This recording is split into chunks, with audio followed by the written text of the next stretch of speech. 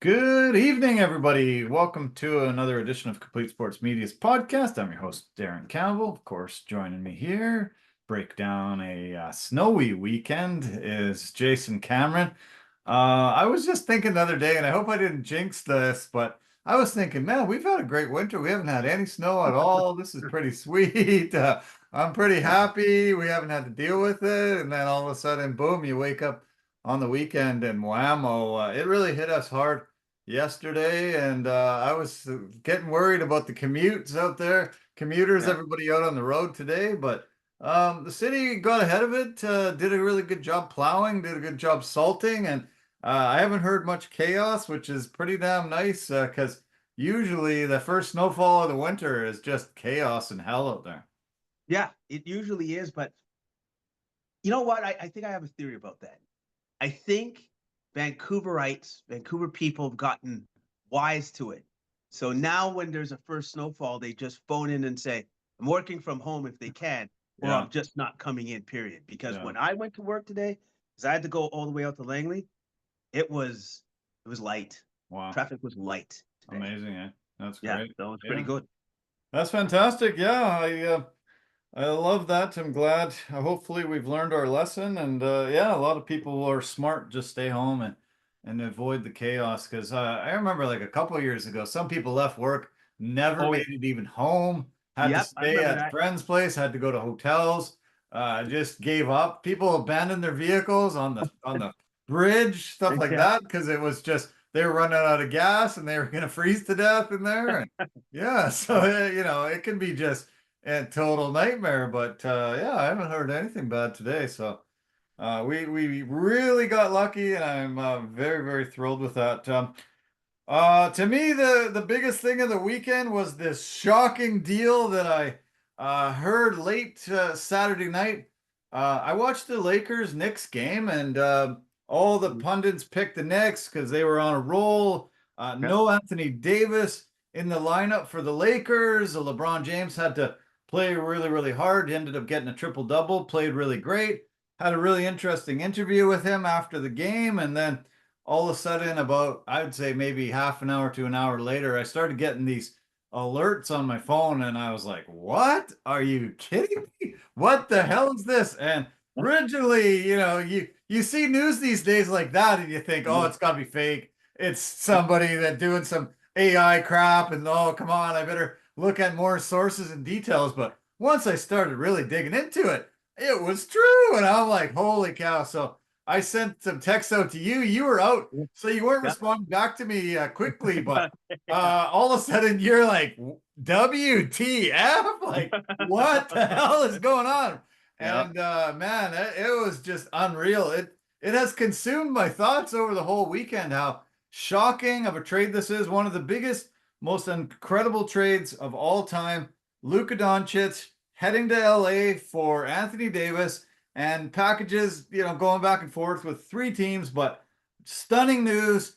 First trade I've ever heard of two all pro, all NBA guys that are just at the top of their game, and especially for probably one of the top three players in the league, 25 years old and leaving a franchise at that moment. It just really stunned me. It stunned pretty much everybody that had to have seen it cross their phone or their feeds anywhere. It was amazing. Yeah, when you texted me, and I thought it was the De'Aaron Fox trade that went through, and Right. that's what I said. I'm like, oh, the Yeah. De'Aaron Fox trade went through. He's like, no, no, no, that's not what went through. And then you said the trade, and I go, what are you talking about? That can't be real. Like that's Yeah. fake news. Like that can't be a real thing. Yeah. So then I quickly looked it up, and I was like, hey, there's a lot of sources saying this. Yeah. And then so what I did was I called my buddy over and his two sons. I go, take a look at this, guys. You know what they said? So that's fake news. That's not real. Yeah. We were all like, this Yeah. can't be a real thing. No. Because who in their right mind, regardless of whatever's going on with Luca, you say that he's not committed to like conditioning or this or that. Well, with all of that said, he's still top 5 NBA players Yeah. with all the negativity. But he's not a cancer in the locker room. He's actually excellent to be around, Yeah. at least from what we've heard. Yeah. All right. Sure. And also too, he has never had any missteps off the court, so you Right. don't have to worry about that either. Yeah. Right? Like if that's all you're worried about is the basketball stuff, hey, at least he's not Zion, because when he's injured, but he plays, and he does play hurt. Yeah. He has played hurt. Sure. And he's dragged teams that probably had no business going to the Western Conference Finals and going to the finals. And now you're telling me, you know what? Just not good enough. Yeah.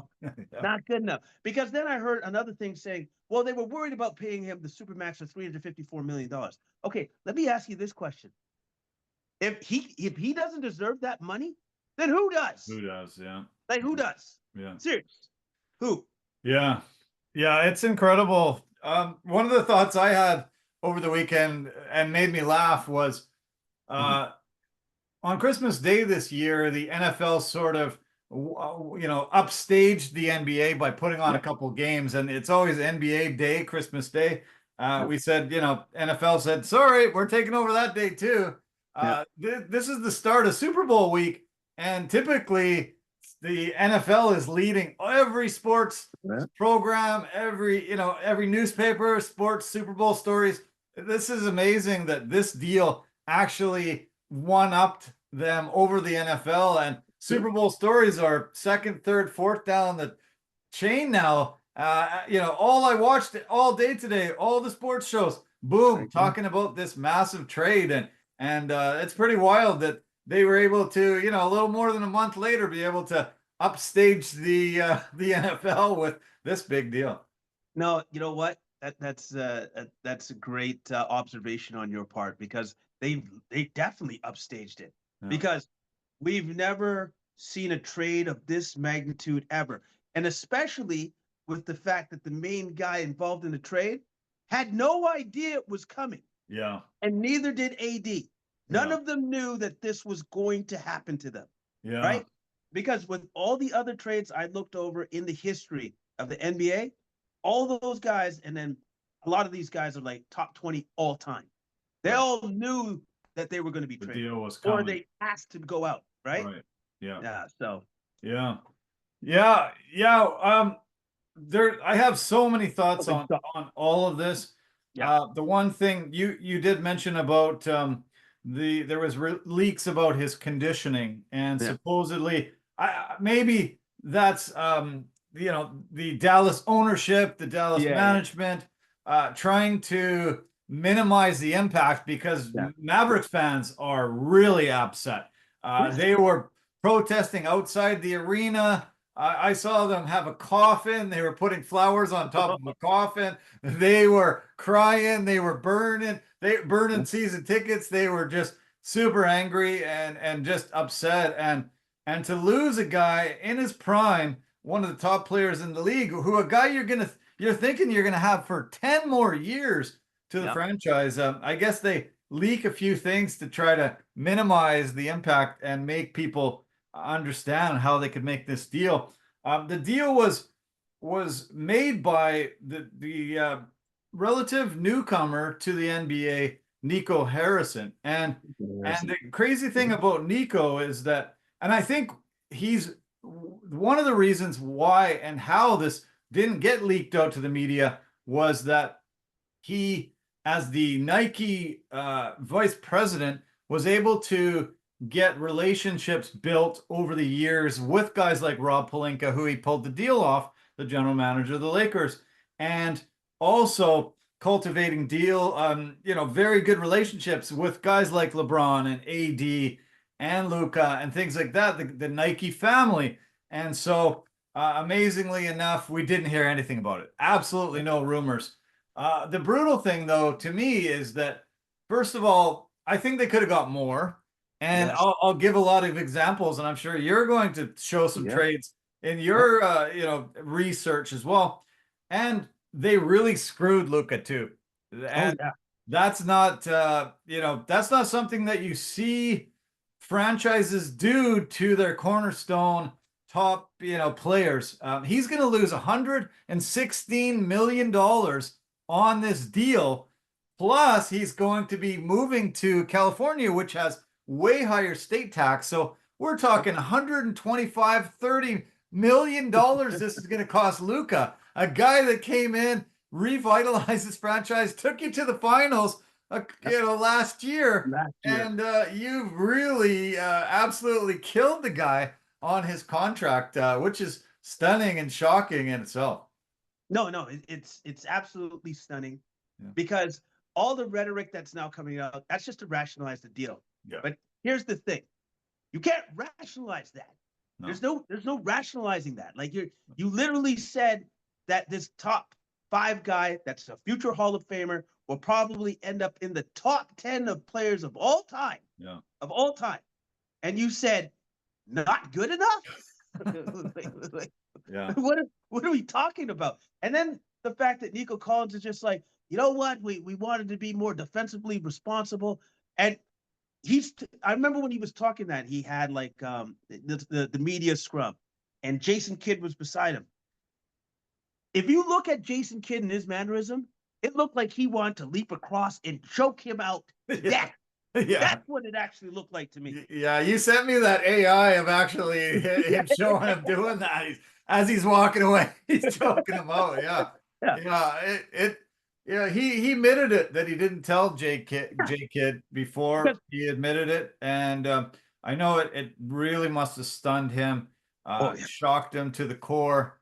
And this guy has done some pretty bizarre things. Reached out to Kyrie Irving, brought him into the Dallas fold when he was becoming almost untouchable by the other 30 franchises. And so you thought, okay, he's thinking outside the box here, but this is just blowing the box up and completely, changing the whole philosophy of a franchise. And this is an international superstar who has just came in and just been unbelievable in his first 7 years. The only guy to have the numbers that he has is LeBron James, comparable. So it's a stunner. It's a shocker. Lots of things are been thrown out there, conspiracy theories. The one is that the Mavs are purposely trying to tank so that they can actually either get this casino approval set through so that they can have that, or they will not receive a lot of troubles when they want to move the team to Vegas. Yes. And I don't know. Do you think there's any validity in that kind of crazy talk? The only thing is, how are you going to tank? Because AD's still good enough that you should have a winning record. Right. Now, the only thing is, how many games is he going to play? Yeah. All right. Sure. Maybe that's what they're depending on. Is like, oh, he'll get injured and then we'll be able to tank. Yeah. Like, maybe I've that's called him Mr. Glass on this podcast many times. He's he last year he had his healthiest season, but he's been in the league a long time and he's had almost every injury that you can possibly imagine. So I would not bet on him staying healthy. Exactly, right? So, but I just have a hard time thinking, like, how are you going to tank? Because they still have a pretty good squad, right? Here's the other thing that I was also thinking about. Kyrie Irving has been a model citizen, has been excellent for the last 2 years. Finally. Now you just pulled this off. I wonder where his head's at. Yeah, no kidding. Yeah. To the other guys involved, they're not being talked about enough, I don't think. The other thing that came to mind, and I know it did for you too, is that Mark Cuban was the owner of this franchise for a very long time. He sold his majority ownership recently, and one of the main reasons that he said he would do this was so that they could get the gambling aspect, they could get the casino built beside or attached to the arena, and he didn't have that kind of pull, he didn't have that knowledge, he didn't have that ability to do that. So selling it to the Adelson family, who are in the casino business where they got their wealth, made a lot of sense. And he would take a step back, but he made a statement a couple of years ago that I'd rather divorce my wife than divorce Luka. And, he probably caught hell for that at home, but he said that. And So this deal wouldn't have been done if he was still the majority owner. Yep, we talked about this, and I firmly believe he would have made sure that they would have a talk, and he would just be like, yeah, you're gonna get the Supermax, of course. Yeah. Because who else is worthy of that? Like, there's only a couple players that are worthy of that. Like the guys that are MVP front runners. Yeah. Giannis, Joker, SGA, people like that. That's who you give the Supermax to, because that they've earned it. They deserve it. And Luka has been first team All NBA for all 5 years he's been in the league. Yeah. So what more do you want from him? Yeah. Yeah. Yeah. He's he's that incredible player. You know, you've said many times that he was, you know, one of, if not your favorite player in the league, and he is just a complete global superstar. You know, I talk about that 116 million that he's lost because he can't sign the Supermax deal. He can only sign this 5-year, $229 million deal instead of 345. Still massive money, obviously incredible. But we've talked a lot about players, you know, in all sports.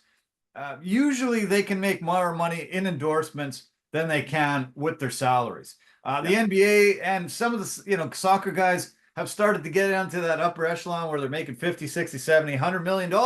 And maybe those endorsement dollars don't, you know, still compare or beat that. But going from Dallas, where you and I talked, it's a major market, but it's not LA. I think the endorsement deals that he could sign could be in the, you know, 500 million, 600 million, even maybe $1 billion in the totality of his career from LA. That's true. At least that's the good thing that's awaiting him, are those endorsement deals. And with the fact that, you know, he did get screwed on his contract now coming up, maybe maybe the Lakers organization makes it good for him by saying, we're going to help you make sure that you can recoup that through some other endorsements that we can help facilitate for you. Right. Maybe that's what they do. And I think that's what they definitely will do, because here's the great thing about the Lakers. Instant reset. We're going to be good. Look at that. Like, if I'm a Lakers fan, I'm over the moon, because we didn't give up anything. We just got one of the best players. And what did we give up? I wonder if Rob Pelinka went to his buddy Nico Harrison and said, so I'm going to need some first rounders and stuff, some second rounders. And he just goes, how about one? That's what you get. Yeah. Okay, I'll take one then. Yeah. Fine. I'm glad you brought up that point, because I wanted to dig into a little bit of the trades that happened over the past few years, and got a lot more than what the Mavs ended up getting. They got one first round pick, Anthony Davis and Max Christie, for you know, one of the greatest players of all time. The Rudy Gobert deal happened, and Gobert ended up getting traded to Minnesota out of Utah. They ended up having Patrick Beverley, Malik Beasley, Jared Vanderbilt, Landon Bolma, and Walker Kessler, and four first round draft picks and a pick swap in that first round as well. So, like, that's for Gobert. Absolutely unbelievable. They were able to get really like 9 guys in that deal. And it's incredibly stunning that, you know, it's only a first rounder. They're only getting one first rounder going back. You know, Pelinka pulled off a great deal. Oh, he pulled off a massive deal that I'm sure every other NBA team is super pissed about. Yeah. Because it's like, I would have given you everything. I would have just given you a team. Like, it's like, okay, so you're saying that. Like, usually when it's a person at that level, of that stature, the deals are massive. Not just like, there's a couple people there, we're good, right? Like, it's not like that. No. Okay, so for instance, I got in front of me the Durant trade, all right, when he came from Nets to the Suns. So the Suns received Durant and TJ Warren. The Nets received Mikal Bridges, Cam Johnson, Juan Pablo Vaulet, sorry, I probably messed up your name, and 4 unprotected first-round draft picks, 1 first-round pick swap, and 2 second-rounders. Oh, wait, I'm not done yet. The Bucks received Jay Crowder. The Pacers received George Hill, Serge Ibaka, and Jordan Narwa. That's how much they got. Wow. Oh, sorry. And I forgot this. The Pacers also received 3 second-round draft picks and cash. Like, that's the totality of what a deal like that actually means. Yeah. When you have a future Hall of Famer that's probably in the top 20, top 10 of all time, once he's said and done, that's how much it takes. Yeah. Not whatever that was. That's shocking. Yeah. I looked up the Anthony Davis trade when he went from the Pelicans to LA and what LA ended up giving up. The Pelicans got Lonzo Ball, Brandon Ingram, and Josh Hart, 3 first-round draft picks, and a swap in the first round as well. So that's AD just a few years ago. And that's how much he garnered that time. Pretty incredible. Paul George, when he went from OKC to LA, OKC got Shai Gilgeous-Alexander, Danilo Gallinari, 5 first-round picks, and 2 swaps. And those picks ended up getting Trey Mann, Jalen Williams, and a few other players that we don't know yet. And they're still picking over the next 3 or 4 years to finalize that deal. Yeah. Yeah. It's ridiculous, man. Yeah. Like, it's ridiculous. Oh, so I got one more for you, like another massive deal with another like Hall of Fame player, which was Melo to the Knicks in 2011. So the Knicks got Melo Anthony, Chauncey Billups, Anthony Carter, Sheldon Williams, Ronaldo Balkman, and the Nuggets got Danilo Gallinari, Wilson Chandler, Raymond Felton, Timofey Mozgov, Corey Brewer, first-round draft pick, 2 second-rounders. Like, that's massive. But that's what has to usually happen. Yeah. Yeah. So why do you think Nico Harrison decided that he would do it in secret and only go to the Lakers and not sort of put it out there for open bid, saying Luka's not going to re-sign with us, we want to get rid of him, make your offers? And why would he make it in secret and just to one guy, and for not the haul that he should have got, like based on what we just laid out in those 4 or 5 trades? It's a little baffling. I have a feeling that obviously you can't do a trade like this unless the owners are on board. Yep. And so there had to have been both the owners saying, yeah, I think this will work for us, right? Which I still don't understand how that works for the Dallas guy. I don't see it. But then again, that the casino gambling family, they're not basketball people. Mark Cuban is, but they aren't. They aren't. So maybe they're more focused on the other end of things, of what they could do to the team so that they can help leverage it so they can get their casino. Yeah. That's the only thing that makes sense to me. That literally that is, because everything else about this deal don't make no damn sense, except for the Lakers. Yeah. Everything about the deal is sweet for the Lakers. Yeah. Well, let's talk about the Lakers now. Lots of teams, once their aging superstar gets to that point where they know we're not going to have him very much longer, we better make a succession plan here. We've seen it work in some organizations, and others, it hasn't worked well. This is a incredible succession plan because LeBron's only going to be around for 1 or 2 more years. I'd be shocked if he's here for 3. And they've locked up a guy.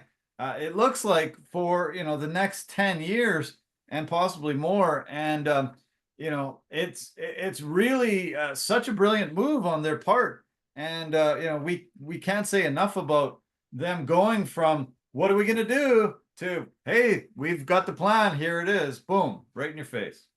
Yeah, that's why Rob Pelinka, I'm sure Jeannie Buss is like, so how much more should I give you? You know what I mean? Like, it's just like you pulled off literally the impossible. You've reset the table for us immediately. Yeah. Oh, and by the way, I don't think Rob Pelinka is going to be like, I'm going to trade you in the dead of night, Luka. You'll never see it coming. No. I don't think he's going to do that to Luka. I think he's going to be like, hey, guess what? You're going to be here till you die.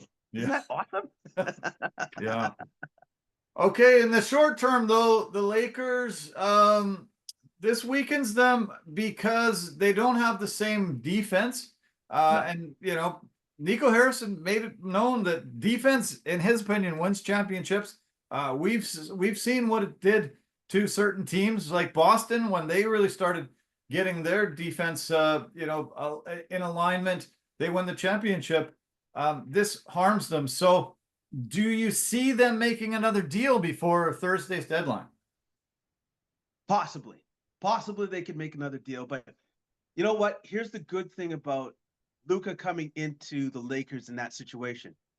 Guess who he gets to talk to, who was his idol growing up, is LeBron James. Yeah. Now, LeBron James gets to affect Luka by saying, well, if you want to play for as long as I did, which you probably can't do it, but if you want to come close, here's what you're going to need to do for conditioning, which is apparently an issue for you. Yeah.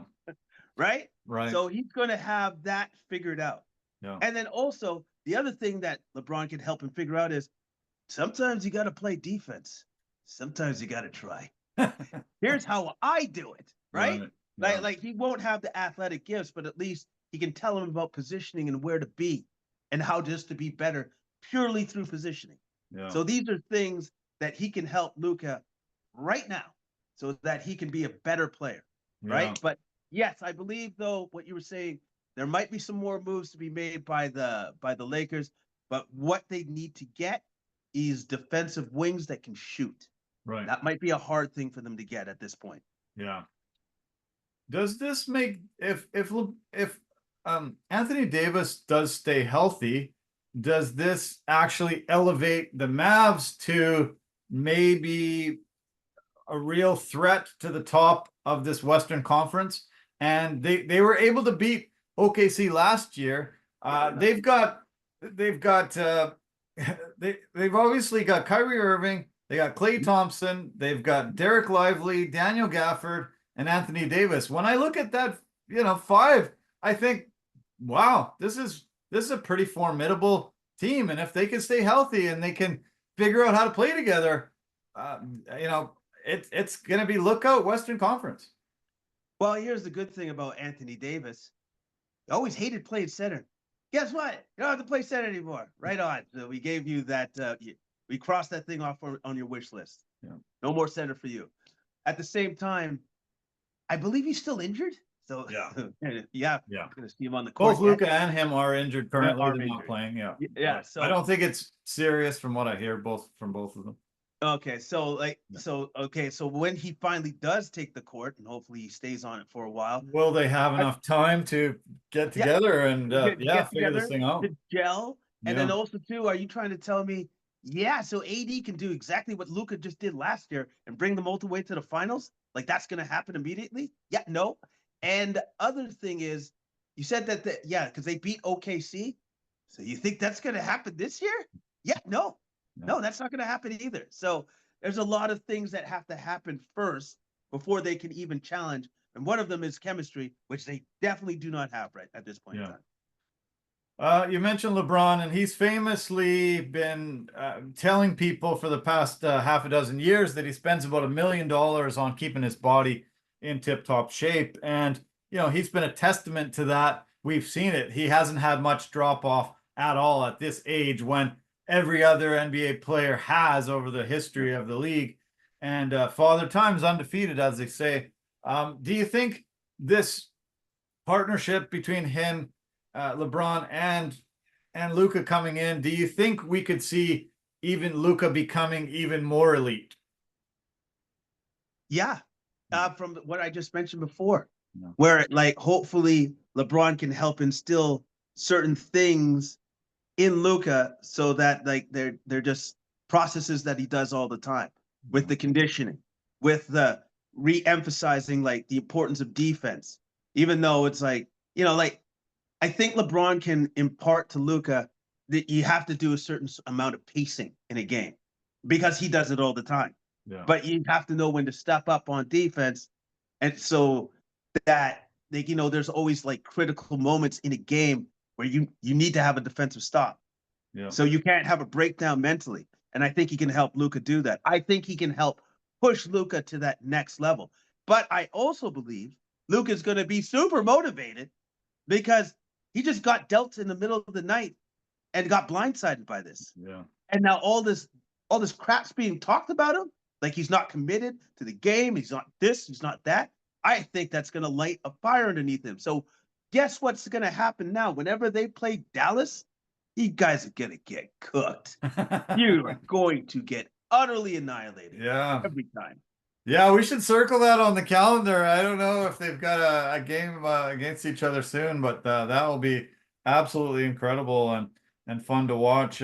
Luka will have to stop spending money on food and spend money on his body and get himself in shape and look out, world. Yeah, this could light this fire under him and just become one of the greatest of all time. So it's going to be fun to watch. The crazy thing about this weekend is that the trade deadline's coming, and we heard a lot of rumors about other deals. And when I said, "Hey, did you hear about the trade?" you said, "Oh, you mean the De'Aaron Fox trade?" Well, that trade was consummated this weekend too, and I think it looks pretty damn good for the Spurs. They were able to get the best guy in the deal. They didn't have to touch their core. And they were able to really, start solidifying this team as a legitimate threat. Currently, the Kings only sit 2 games above them in the standings in that wild card position, in that play-in game, in that play-in spot. And the Spurs now have one of the most dynamic point guards in the league, one of the fastest guys out there. If he can gel quickly with Wembanyama and the rest of this team, look out. I think the Kings might be heading out of the playoffs again for the second straight year and 17th out of the last 18 years or whatever it's been. And this seems like a bizarre, dumb move on their part. They were able to get Levine, which is a great get, but immediately I hear DeMar DeRozan wants out now. Didn't like playing with Levine in Chicago. So, this just really seems bizarre from an organization that had a guy that was their cornerstone. You'd think that they would really rock the world, get so many good pieces, and not trade him to a team that you're fighting for a playoff spot with too. Yeah, obviously there was some talks behind the scenes because at least De'Aaron was good enough with the team that he didn't screw them. Yeah. He came right out and said, "This is what I want to do." Yeah. I'm not like he was honest about where he was. Right. So I think the organization appreciated his honesty, number one. Yeah. And number two, he may have even mentioned, "I would like to go here, but I understand it's business, blah, blah, blah." And I think they gave it to him though. Yeah. They gave it to him, and I think they gave it to him because like for years of service, being a good soldier and all that sort of stuff, and the fact that he didn't screw the organization. Right? Yeah. Now I don't know if they talked to DeMar DeRozan about who they were going to bring in, because clearly that didn't work out well. Because, hey, first off, I don't know about you. I didn't know that they had beef. I didn't know that this was going to be a thing. No, I actually thought, oh wow, this is smart. They didn't win in Chicago, but they were a pretty dynamic duo, and I thought, oh, this is smart on their part that they're bringing in a friendly face, but. To hear DeMar right away say, "I want out of here," obviously they had beef. Yeah, obviously, like clearly they did, and it's surprising to see and to hear that they just didn't get along, or maybe near the end of his tenure with the Chicago Bulls, it began to sour. So, and then he's just like, "I just don't want to go through this again."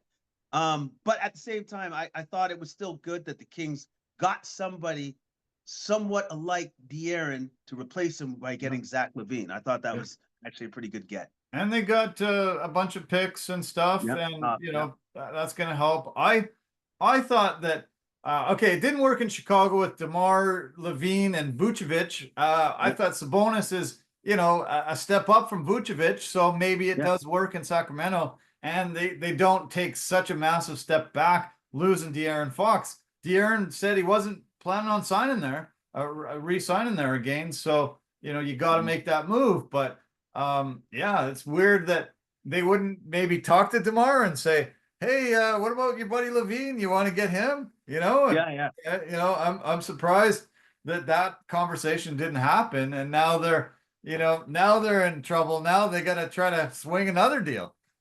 Yeah, exactly, right? Because now they have to probably swing another deal because now the locker room is going to probably be instantly toxic with those two, Yeah, fractured. right? Yeah, Yeah, you don't need that. no. The Spurs. Um, they were a model franchise for about 20 years, and they had that core that just kept going on and on. And with Popovich there, they just really had a model franchise, winning 5 championships over the Tim Duncan era, Ginobili and Parker, and you know they had a really amazing, amazing team that you know most professional franchises really looked as a model. Wow, we should try to emulate them. They had a good succession plan with Kawhi Leonard, Yep. and then he got injured, and then something happened between them. They ended up fighting, and boom, he's in Toronto, wins the title, and with the Raptors. Um, they have been out of the playoffs, you know, for many years and struggling. Boom, they get Victor Wembanyama. They end up getting that first overall draft pick, and it was just like, oh wow, this is like Tim Duncan coming in at the end of the David Robinson era. David Yep. Robinson had that 1 year where he didn't play because he was injured. They fell to the bottom of the league, got the first overall draft pick. Boom, in comes Duncan. This is falling together like we saw it happen 20, 25 years ago, whatever it is. And now they've got De'Aaron Fox. They didn't have to touch that core, like I mentioned. And Yeah. holy cow, I'm shocked at how well they're putting this back together. It's the Spurs, so maybe we shouldn't be shocked. You know what I Yeah. mean? Like, because this is what the Spurs do. We get generational big men. Yeah. Just that's just what we do. That's just how it goes down. And I think De'Aaron Fox is probably looking at his situation going, unfortunately, I don't think we're good enough. And I don't know if we're ever going to be good enough. Yeah. So why don't I put myself in position to probably play with one of the greatest big men that we've ever seen, who's going to be this guy, Victor Wembanyama, by the Yeah. time it's all said and done. And I'm just going to hitch my wagon to him, and I'm just going to live in San Antonio for the rest of my days as an NBA player. Yeah. Not a Well, he bad was in idea. such a terrible position. Really, Sacramento's been just a terrible franchise for, you Yeah. know, almost its entirety. And he wasn't in a good situation there. He wasn't getting much recognition for, you know, how much he brought. But you know, it's pretty wild that he gets to go and play with Wembanyama, and they're going to have an easier time bringing free agents there, bringing a lot of talent to surround them, you know, and complete this team. Oh, yeah. I think it's going to be super easy Yeah. because, like, who wouldn't want to play with that guy? Willing passer. He's awesome. And he still hasn't even developed his low post game. Yeah. That's like the last piece of the puzzle for him because he's got everything else. And he's a big man. It's like, Yeah. oh, you still got to do that low post thing? All right, cool. But he still has to build out his entirety of his game. And he has time to do that. And now he has one of the best pick and roll people in the NBA, Yeah. along with Chris Paul to work with. Yeah, man, like they're slowly putting the pieces around Wembanyama that he needs to succeed. Yeah. Yeah. It's been pretty amazing to watch. Okay, Thursday's our trade deadline for the NBA. Obviously, going to be some few more deals to be done. Was very disheartened to hear that Jimmy Butler refused the possibility of a contract extension from the Warriors if a deal was made there. He said, I will not sign a contract extension if I get traded to you. So that deal is off the table. Warriors are out. It sounds like Butler has just made it the Suns or nobody. And you know, putting Pat Riley in that kind of position, I think maybe Pat Riley just says, okay, screw you. I'm not doing anything for you. You can rot. See you later. Maybe this deal doesn't happen. Many rumors about Butler being traded, but I was pretty damn surprised that he would turn down a contract extension with the Warriors. Yeah, that's kind of weird because, like, like why wouldn't you want to go play with Steph? Or or maybe there's a reason why he desperately needs to go to Phoenix. At the same time, for that deal to be done for him to go to Phoenix, that's going to involve like one of the trades I just mentioned, like the KD trade, where Yeah. it's going to have to possibly be like 4 teams have to be involved for it to even happen. Yeah. Which I don't know if it can happen, because I think one of the guys that has to be part of that deal would probably be Bradley Beal, Yeah. but he has a no trade clause. Yeah. So he can just be like, well, no, I don't want to go there. So not going to happen. Right. So Yeah. I don't understand why he's been so adamant about only going to Phoenix, where before I remember what his original statement was, I'll go anywhere else. Yeah. And then, or maybe he just wants to make it difficult for the Heat because he feels that they did him wrong somehow, some way. Because this is what he could do to the Heat. If they want to do that to him and just make him rot, cool. So you know what he'll do then for the next year? He'd opt in. Yeah. And make it a real circus. That would not be good for anybody. No kidding. Yeah. Crazy. Yeah. It's going to be wild to see how this plays out, but it's ugly there. He's been suspended 3 times and yeah, now refusing to go to a place where a lot of people thought would be a great fit for him. Warriors need to make a deal. Even Steve Kerr made the comment the other day that they can't stand pat with what they got if they want to go far. So yeah, we'll see how it pans out. I can't wait to talk about it with you, next week and see how it all played out. It's kind of weird that it happened so early in the season. I'm surprised that it doesn't happen a little later, but I guess it does give these teams chances to mesh together, figure it out as they head towards the playoffs, and really give them a proper run at it. Yeah, exactly. It gives the teams chance to figure some things out, see what their needs actually are as the season develops, and to go on from there. But I do love the fact that once the Luka trade happened, everything else got pushed to the back. Yeah. Like everything about Jimmy Butler, who cares? Luke just got traded. Yeah. Yeah. He became the back burner big time there. Yeah. Big time. Yeah. The NHL followed suit this past weekend with the Vancouver Canucks pulling off a couple of big trades themselves. JT Miller has been dealt to the New York Rangers for a few pieces. A few hours later, the Canucks flipped the first-round draft pick they got from the Rangers to the Penguins. Were able to get a much coveted defenseman that they've sought for a long time. This immediately weakens the Canucks on their forward depth, but it actually strengthened them quite a bit on their defense. They were able to get rid of a few bad contracts and a few guys that weren't working out here. Getting a guy that they've been seeking for a long time.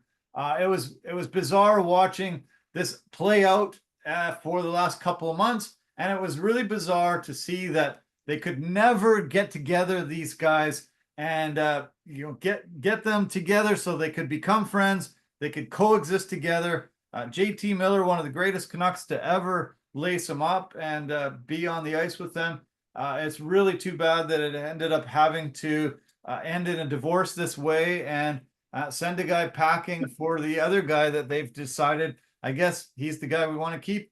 That's kind of bizarre. Yeah, it is kind of bizarre because I guess they had to make a choice between JT Miller and Pettersen. Yeah. And they chose Pettersen because they've actually given him a new contract for the next 7 to 8 years. So that makes a lot of sense. Yeah. But at the same time, I think as I've told you before, you're giving mixed signals when you say, okay, we're going to get rid of JT. But since nobody's really picking him up, we could get rid of you as well. And so if I'm Pettersen, I'm like, yeah. So you were really willing to get rid of me as well? Yeah. I don't know if I'd be happy with that. No. I don't know if I'd be very happy about that. And by the way, they're not going to trade him anymore, right? Like he's off the trade block, or is there still a question mark? There's still a question mark. It still could happen. Yeah. It's not a done deal as far as I've heard. I think the Canucks will probably make a few more deals before the trade deadline. So, yeah, it's bizarre. This team, Thomas Gradin was one of the top players on the Canucks back in the 80s. He ended up becoming one of their chief scouts, their European scout. And this team has been built on a lot of Swedish players over the years. The Marcus Naslund, the Sedin twins, lots and lots of top Swedish players. And Pettersen was the next guy. They have Patrick Alvin, their general manager. He's Swedish too. So, he has been really, targeting those kind of guys that he knows and has relationships with.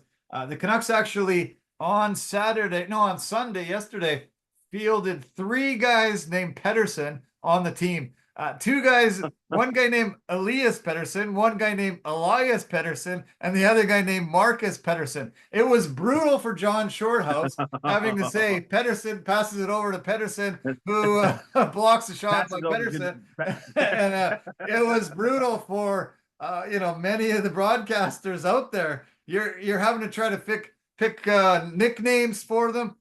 Marcus Pettersen, that came over from Pittsburgh, said his nickname in Pittsburgh was Petey, the same as Elias Pettersen, who's been here for many years. So super bizarre. I don't know if the Swedes are the guys that we want to build around all the time, because the Canucks have never won a Stanley Cup.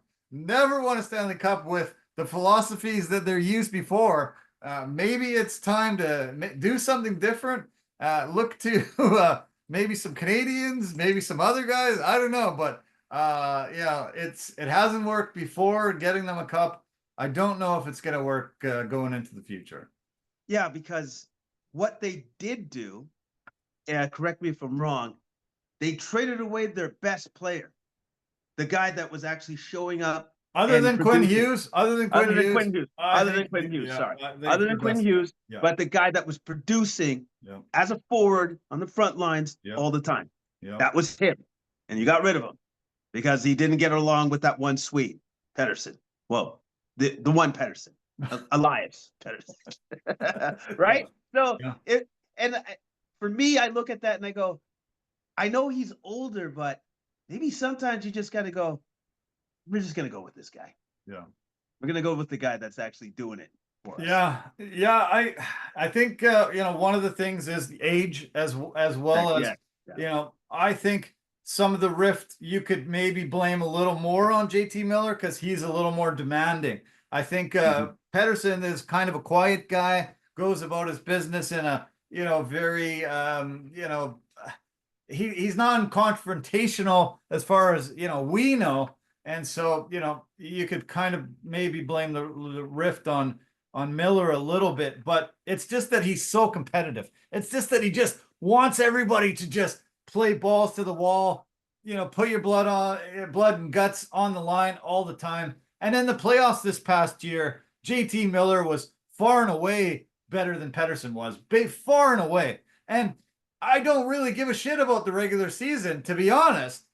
You got to use the regular season to get into the playoffs, but once you're there, it's all about the ring. It's all about the championship. It's all about getting the cup.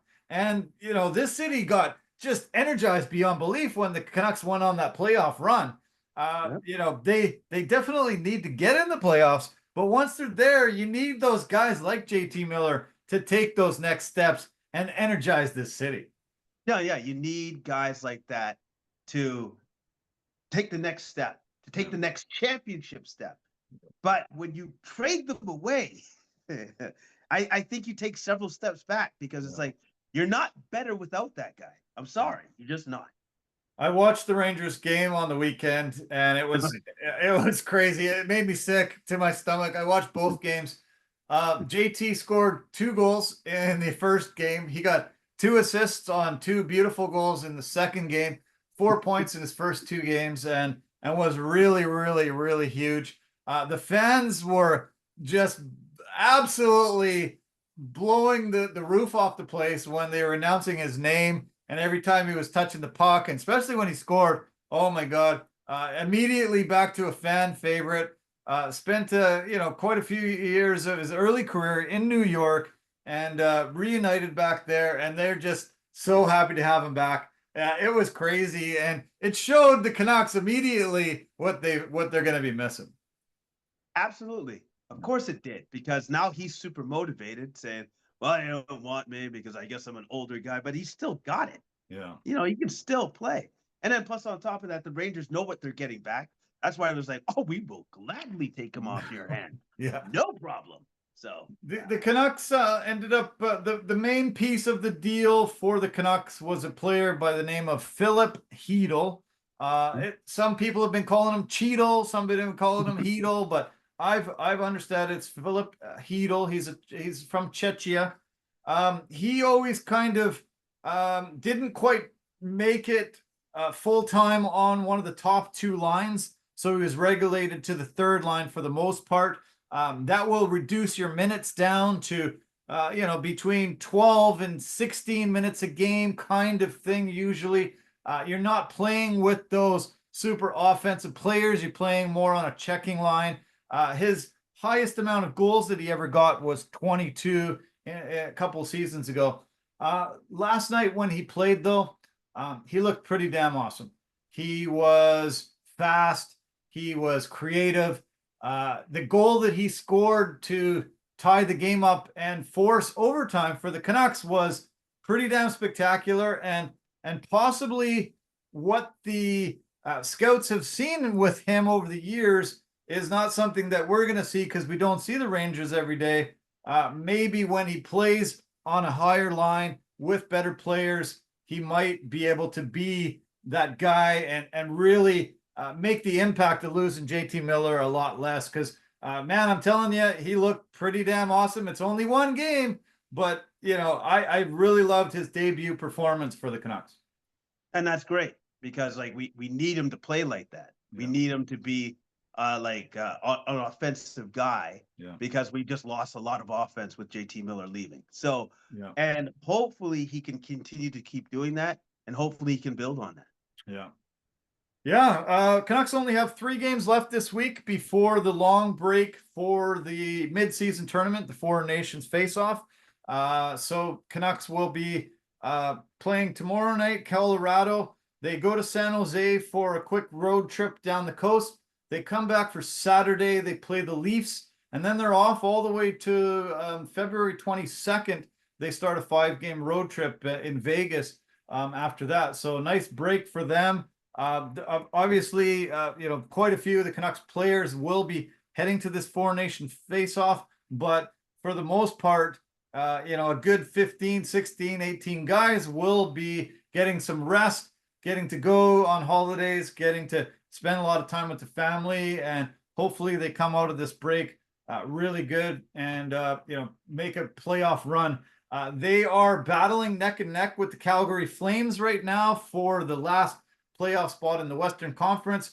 Calgary made a big trade this past weekend, or just before the weekend, picking up 2 guys who immediately started impacting them as well. Calgary got the win yesterday. Canucks lost. So, the rich or the teams that are around them are getting richer. The Canucks have to probably still look at making another move or two so that they can get into that playoffs and try to make that run.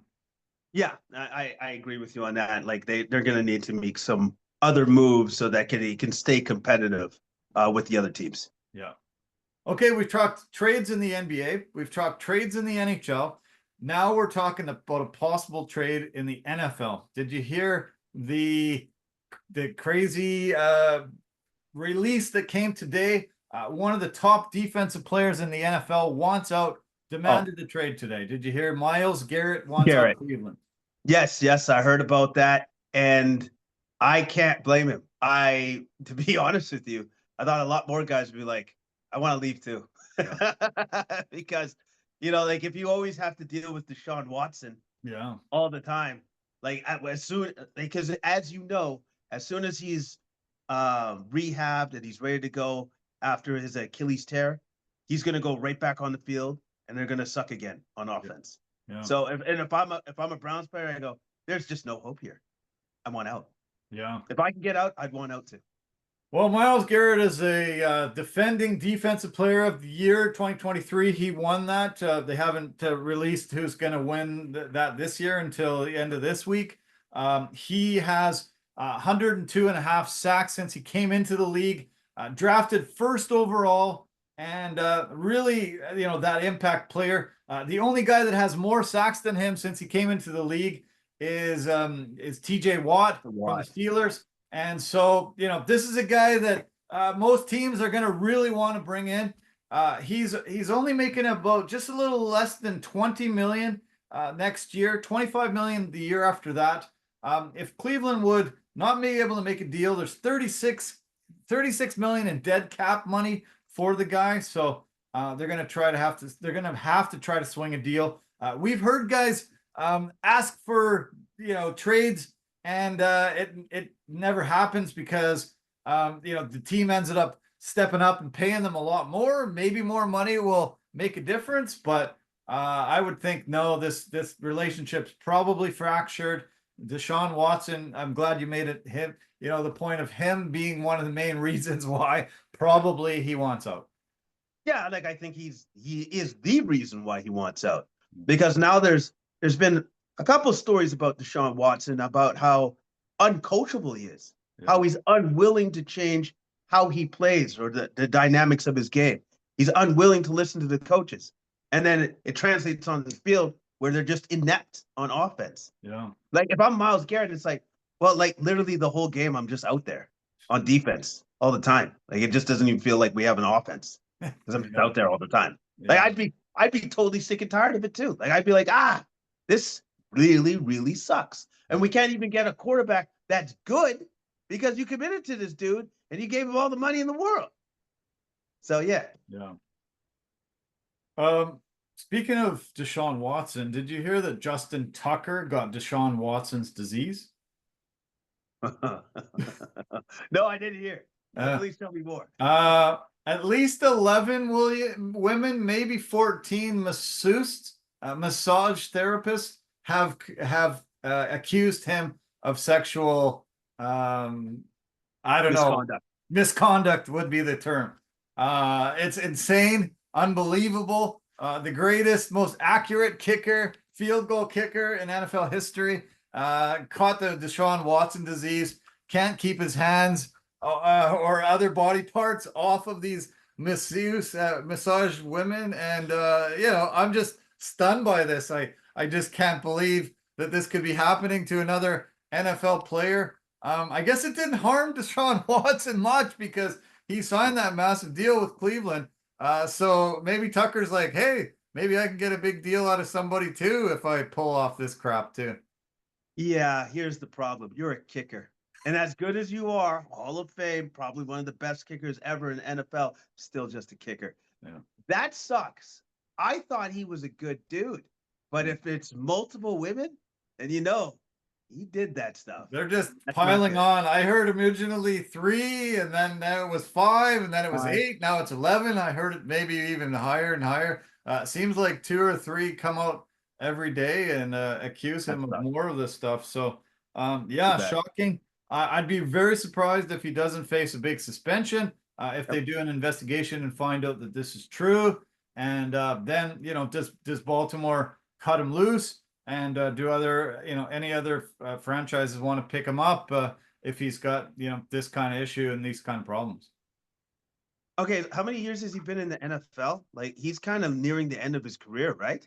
Like 14 years? I don't think it's been that long, but it's been definitely over a decade. Yeah, right? Yeah, at least over a decade. So, what I would believe is, remember what Ray Rice did to his now wife? Yeah, that ended his career. That was it. Literally. Yeah. I'm pretty sure where there's smoke, there's fire. There's this many women are coming forward. Yeah, I think this might be the end of Justin Tucker's career. Yeah. Unfortunately, he might have just completely blown it. Yeah. It's insane. Okay, the teams arrived in New Orleans today. It's actually the 13th Super Bowl held in New Orleans. And the party is happening down on Bourbon Street.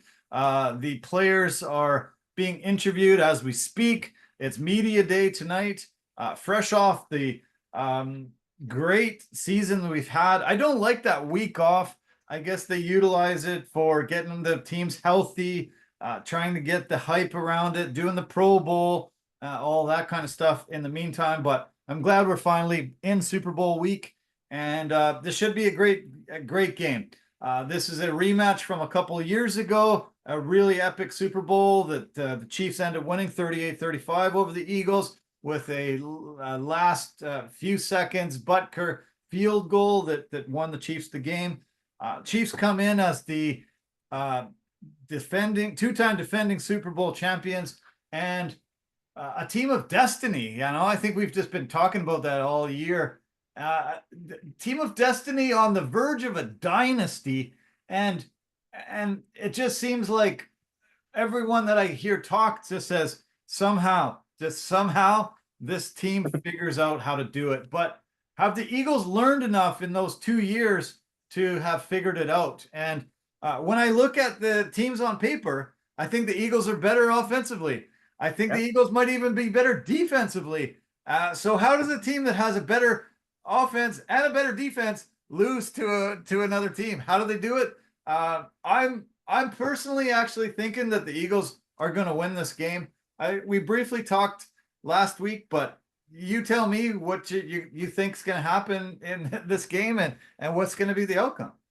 First off, quick question for you. So you think the Eagles are going to win? So you're going to bet on it? You're going to bet on the game? You're going to bet on the Eagles? I'd bet on the Eagles. Yeah. Oh my goodness. Oh my. I give you all the credit in the world, because I don't think I would be confident enough to go against the Mahomes factor. Yeah, I would agree with you. Eagles are better talent-wise, I think, on offense and defense. But the guy that just kind of kicks all that away and just is like, I'm just going to even Steven all that is Mahomes himself. One dude. And the fact that at the biggest moments, in the biggest games, he doesn't have a misstep. I remember, okay, I'm trying to remember. There was this crazy stat that came out about Mahomes that I think in the playoffs so far on fourth downs, he's 11 for 11. Jeez. Like, he's 100%. Meaning, I don't make a mistake. I always get done. Like, I remember when I first heard that, and I go, like, Brady was literally only like 50% for his career, but Mahomes is 100%. Like 100%. Wow. So, and he doesn't even have, and they don't even do the tush push, which is kind of automatic, right? Exactly. So you hear stuff about that, about him, and just how his greatness, and the fact that he just cobbles it together. Like, look at his receiving core. Yeah. Who does he really have? Hollywood Brown, who just kind of stepped in, and he just makes it work all the time. Yeah. All the time. Well, I looked at some of the notable players that are playing in their first Super Bowl, and you mentioned Hollywood Brown. There's actually 3 wide receivers for the Chiefs. We got Xavier Worthy, Hollywood Brown, and DeAndre Hopkins weren't there, last year, and weren't able to contribute to this dynasty in the Super Bowl run. That's pretty crazy to me that their 3 main weapons outside of Kelsey catching the ball, haven't been there before. I noticed some teams do rally around guys that, they want to win it for them. Do you see that being the case for the Chiefs? Hey, let's get those 3 guys, a championship. They've never got one before. Is it even more of a rallying cry? Maybe, possibly, but like, the people that you rally around, where you say, we need to do this for him, they have to be exceptional locker room people. They got to be like just exceptional people, period. Yeah. Right? Yeah. But at the same time, the Chiefs know what they're doing. They've been here before. I think they're just going to rally, because it's like, well, we're on the cusp of making history. 3 in a row. Nobody's ever done that before. Like this, it's time to make history, fellas. And then once they do that, that's a legitimate dynasty. So it would be like they would have had 4 Super Bowls in 6 years, right? 7, I think it is 7. 7, 4 Super Bowls in 7 years. Yeah, not bad. And by the way, Mahomes, that means, hey, I'm on pace to possibly equal Brady. And that's the other conversations. Like, he's on pace to do that, because right now, as it stands, if he were to win the Super Bowl, he's had the greatest start to any NFL player that's ever played the game, or maybe will ever play the game so far in his NFL career. The biggest notable addition to the Eagles going into this game that they didn't have 2 years ago when they faced the Chiefs in the Super Bowl is obviously Saquon Barkley. And the Chiefs have allowed almost 150 yards rushing in the playoffs so far this season. And Saquon is just a different animal, different beast. Nobody was able to shut him down, stop him this year. Why are the Chiefs going to be able to do this year? Saquon, to me, just elevates the Eagles to that level where you can't stop me. How do you expect to win if you can't stop me? Exactly, right. And then they also have to worry about Hurts running the ball as well. Right. I've talked to you about this, and I still firmly believe this. The Eagles have to run the football and not go away from it if they get down. Yeah. I firmly believe that. They have to run the football if they want to be successful. And even if they do all the right things, they still might lose. Yeah.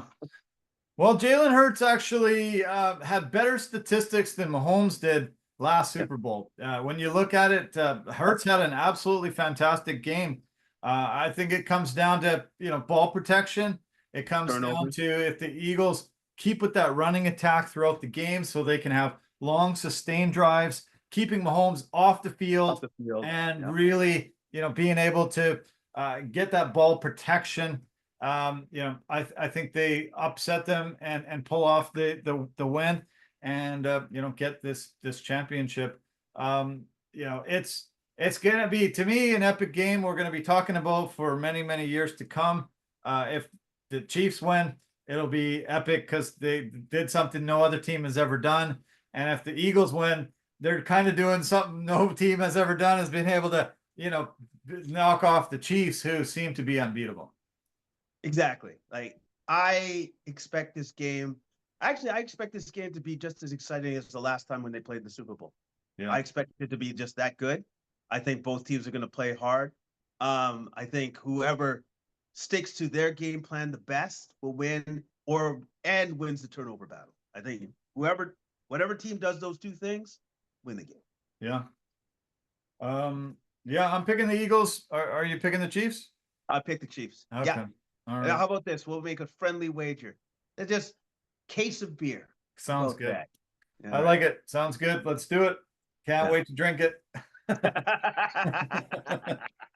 Last NFL story I want to comment before we move on is that the Las Vegas Raiders have picked clean the Ohio State coaching staff. They were able to convince Chip Kelly to leave Ohio State, become the highest paid coordinator in the NFL, and be the offensive coordinator for Pete Carroll and the Las Vegas Raiders. We talked about it over the last couple of weeks. Ohio State's going to lose massive amount of guys to the NFL, and other teams are going to try to pick them into the other college teams around them. And the buzzards are going, and Pete Carroll said, "Hey, Chip Kelly, you're the guy." Chip had some half decent success with the Eagles in his head coaching gig there. 10-6 the first 2 years. They finished first in the division. His last year, he got fired right before the last game. Then he went to the Niners, and it was an absolute disaster there. 2-14 they were when he was there. Went back to college and has a good run. Interesting to see that Pete Carroll reached out to him to be his guy, and especially at the highest paid coordinator in the whole league. Yeah, very interesting that Pete Carroll picked him as his guy. Hopefully it's the right guy to have. Like, obviously he's got a fantastic offensive mind. You know what? It's cool to see what Pete Carroll did. Like, with everybody piling on Ohio State, them losing all their players that they're going to lose. But I love how Pete Carroll's just like, not good enough. Let's take all their coaches too. Can we do that? Can we do that? Okay, let's do that. Yeah. Right. So, interesting move. I'm very curious to see how all of the dynamics with the coaching and the new culture that Tom Brady is trying to institute for the Raiders, how it all comes together. Yeah. Because if Tom Brady thinks that Pete Carroll's their guy, cool. I do have questions about the age, but Pete Carroll is Pete Carroll, and he's probably 74 going on 54. Like, he's probably the youngest 74-year-old you've ever met. Yeah. He's always got that energy. So that's a good thing. But, I think I want to say I think the most important thing that they're trying to change for the Raiders organization is the culture. Yeah, I think that's the most important thing. definitely. I want to make one mention of the NBA again. The NBA. Oh no, sorry, not NBA. MLB. MLB fired one of their umpires today. His name is Pat Holberg. He was sharing a betting account with a friend of his, and they MLB got word of it. And his buddy was a professional poker player and a gambler on a lot of sports. He bet on a lot of baseball. They found out that the umpire shared this account with him. They did a really deep and dive investigation.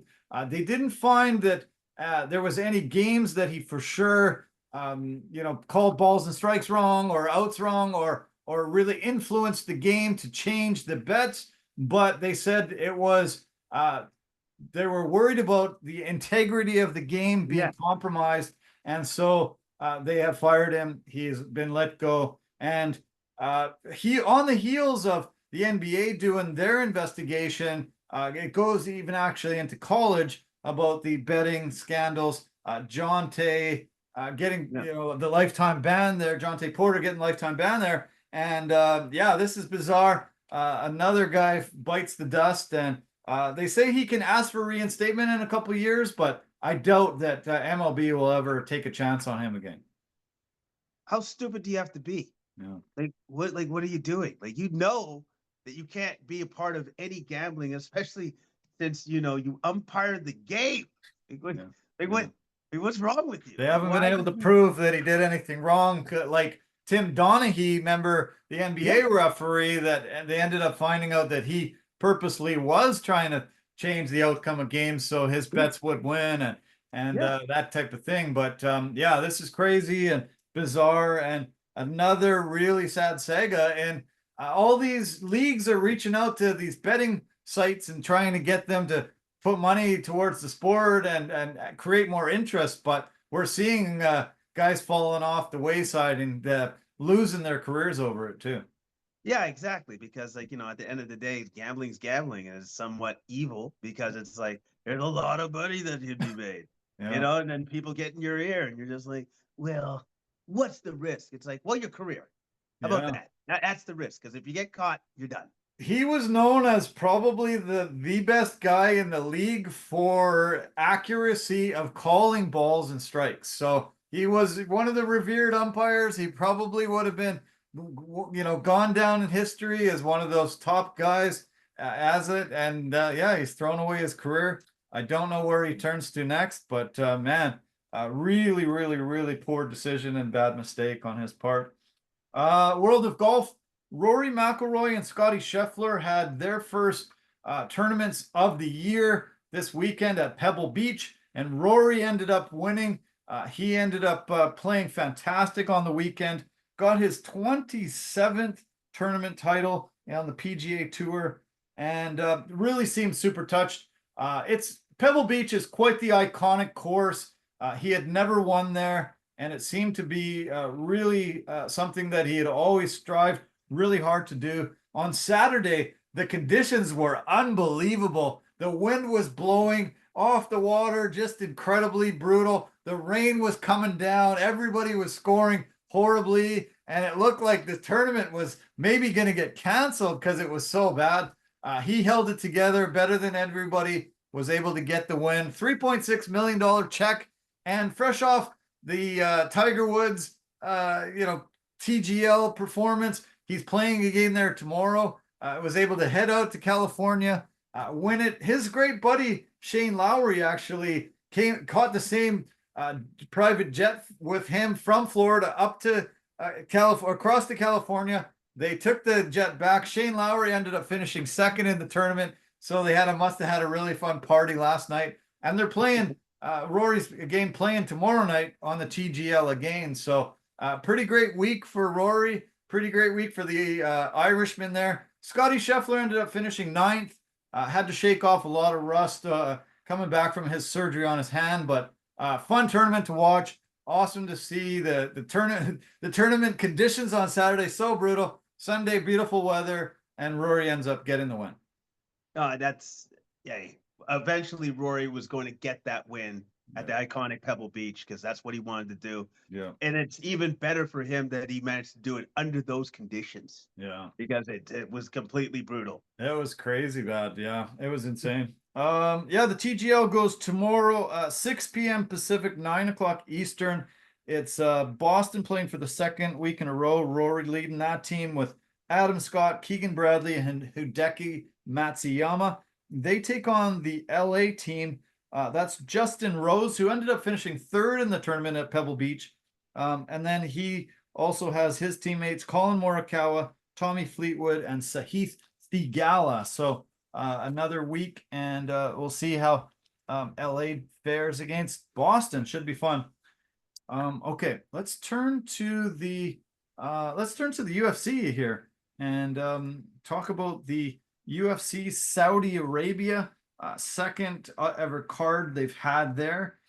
It was at this new stadium, new arena, pretty small, and I'm quite surprised by the amenities there. There was actually quite a few fighters that complained that they were having breathing problems because they had put on a fresh coat of paint in the locker room, in the dressing rooms earlier in the day, and the guys were having hard time breathing, were having getting nauseous over the fumes, and it really seemed to affect quite a few of the fighters. And it's unbelievable that somebody would make this mistake and they wouldn't rectify it and figure it out before it affected a big chunk of this card. A lot of guys said they just felt terrible. They had to go outside and get fresh air, and it was a windstorm outside, so sand was blowing right at them, and they couldn't get any fresh air outside either. So it was just a lose-lose situation. Who was the genius that decided, you know what? The locker rooms need a fresh coat of paint. Let's do it today. What, the day of the fight? Yeah. What could possibly go wrong?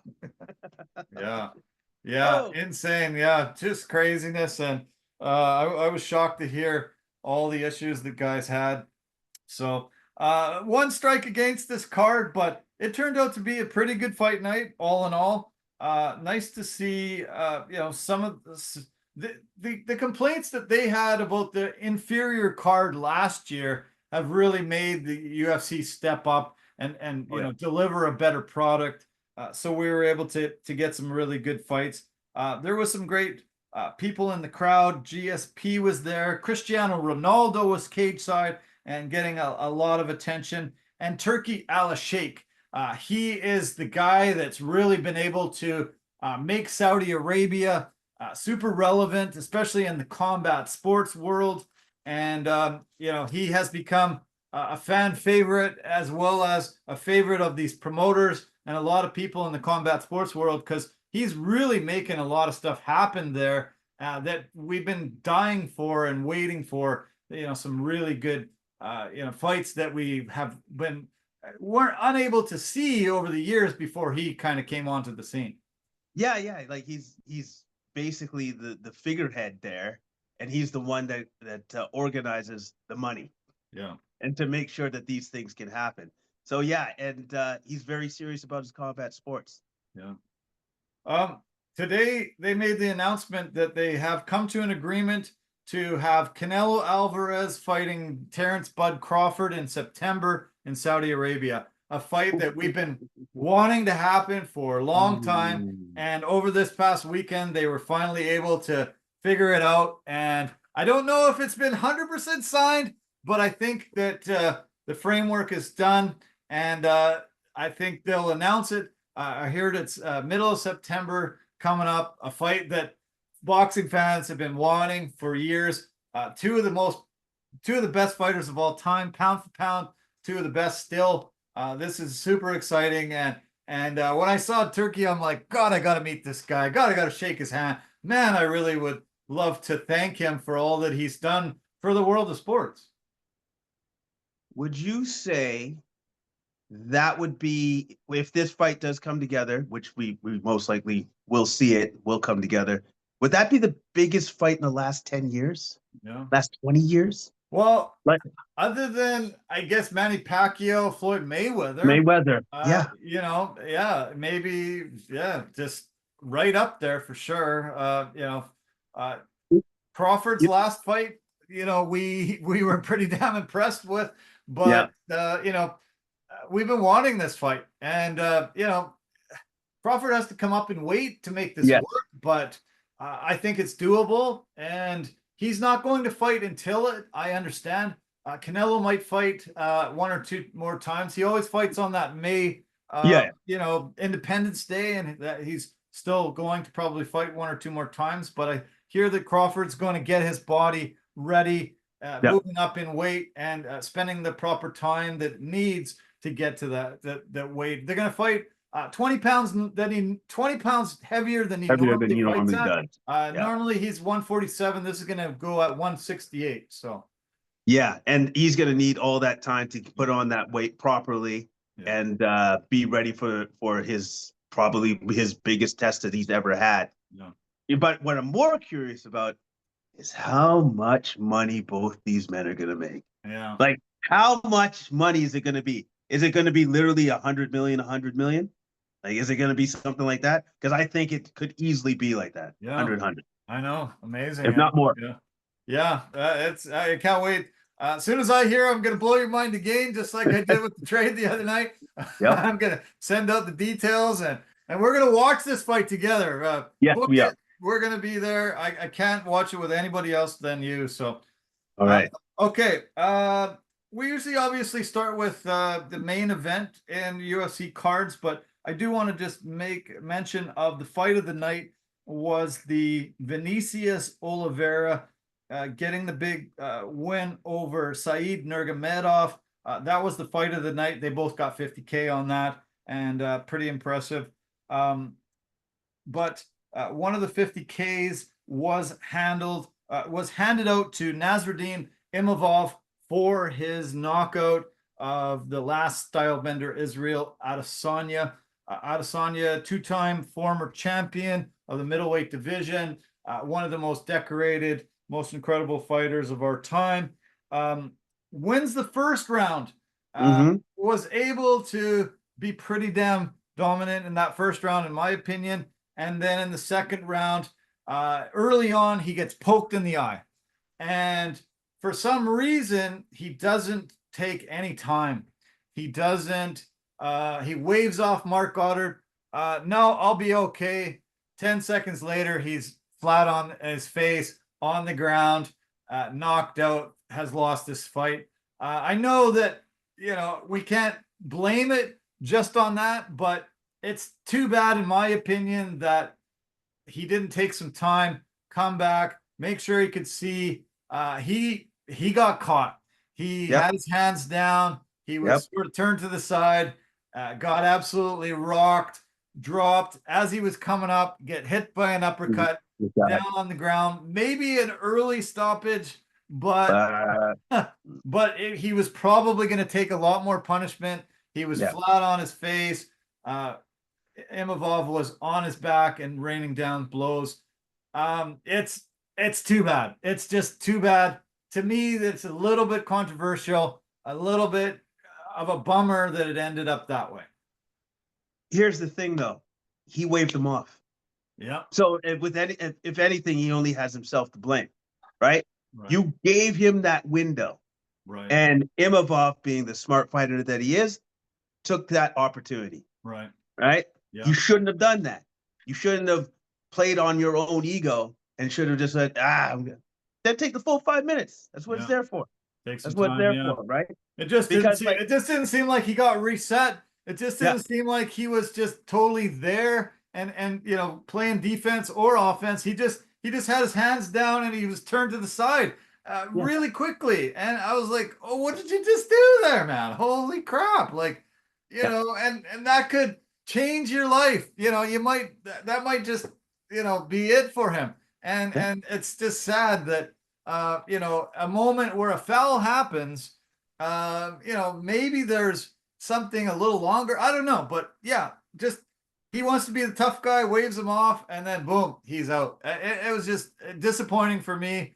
I really wanted to see them at their both at their strength, at their Yeah. top, at their strongest. Best man wins, and this one was just this took a little shine off of it. Took a little shine off. Like I think he probably wanted to do it like Poetan did, where he just does the wave off and then promptly knocks the other guy out. So, by the way, he can do that. Right. Other people probably should take the full 5 minutes. All right, that's Yeah. what I would say. Yeah. Take the full 5 minutes.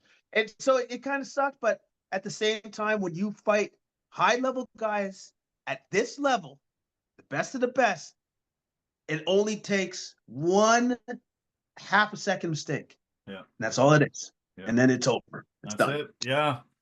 Yeah, you can't play fighting. This is No, you dangerous can't. sport. You take your attention away for a second, and that could be it. Okay, so as I mentioned, 50K to Imavov, really life-changing fight for him. Huge win. He has been emerging back up going up the ranks. I guess today ranked number 2 in the division. So there's talk about what's next. Immediately, we think of this weekend's fight that is the middleweight championship with Dricus du Plessis against Sean Strickland. Does he fight the winner of that?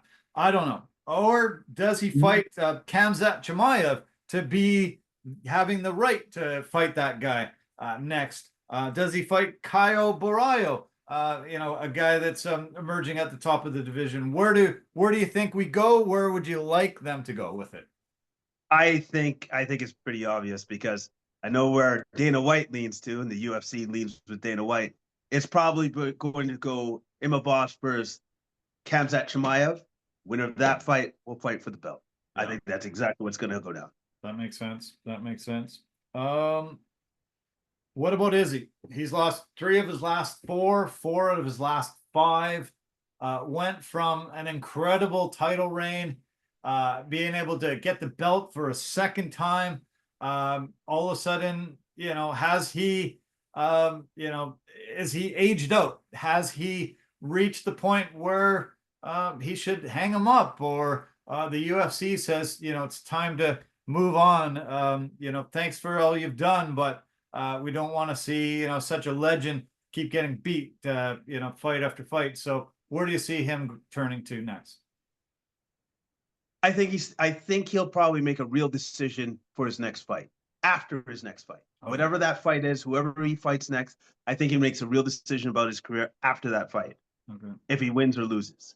If he wins, he'll probably just continue. But if he loses, would you fight him against the loser of this title fight that's happening this weekend? Would you fight him against the loser? He's fought them both. Yeah, good question. I don't think so. I don't think the matchmakers would give him that opportunity. I think they'll make him fight somebody else in the top 10. I actually did not like him fighting in this fight. I actually thought he should fight share a bullet, and I thought that would be a better fight and more, to prove that okay, this is a young prospect coming up, undefeated. I'll prove myself. And in that fight that Share a Bullet was in, MVP just showed he's a veteran. He's incredibly hard to fight, incredibly hard to hit, and he was, hey, I'll take on this guy. I know he's a guy that everybody thinks is going to, have a belt one day, but there's levels to this game. I've been in this game for over a dozen years, and it was a very impressive performance by Michael Venom Page getting the win over Share a Bullet. No, yeah, man. It's because what MVP does is he frustrates the hell out of you. Yeah. Like, because he's not there to be hit. He's literally mastered the art of hitting without being hit. Yeah. And that's how he fights. I could tell as the fight was going on that Share a Bullet was becoming more and more and more frustrated because he's just not there to be hit. No. Like, the only thing that was really working for him was leg kicks. Yeah. That's it. Yeah. And that's it. Like, it was a masterful performance by MVP. He looked fantastic. And Share a Bullet, he didn't have any answers to what he should do. By the way, I've always believed this, and with Sheriff Bullet being as exceptional a striker as he is, but he doesn't have a ground game. No. I think that's the only way that you beat this guy. I think you have to do what Ian Gary did: close space, take him to the ground. No, I just poke him in the eye, and he can't see at all. Poke him in his good eye, and then I just start wailing on him, and I got the win easy. Yeah, exactly. Or you can do that. Yeah.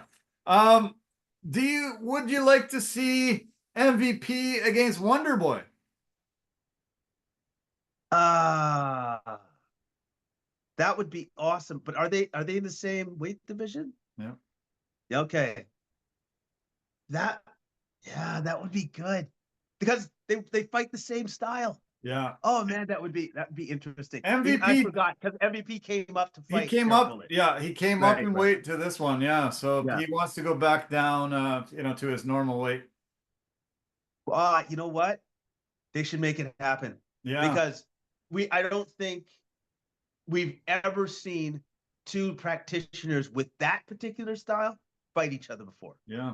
I don't think that's ever happened. It could be incredible. It could cancel each other out, but I would like to see it. I'd pay to see it. I'd pay to see it too. Yeah. They could cancel each other out because as I've just stated, they practice the same style, but it's not the same. No. You know what I mean when I say that? Yeah. It's the same style, but it's not the same because MVP, the way that he does it, is way different than how Stephen Wonderboy Thompson does it. Yeah. For Sheriff Bullet Magomedov, you can't, shoot him down too much.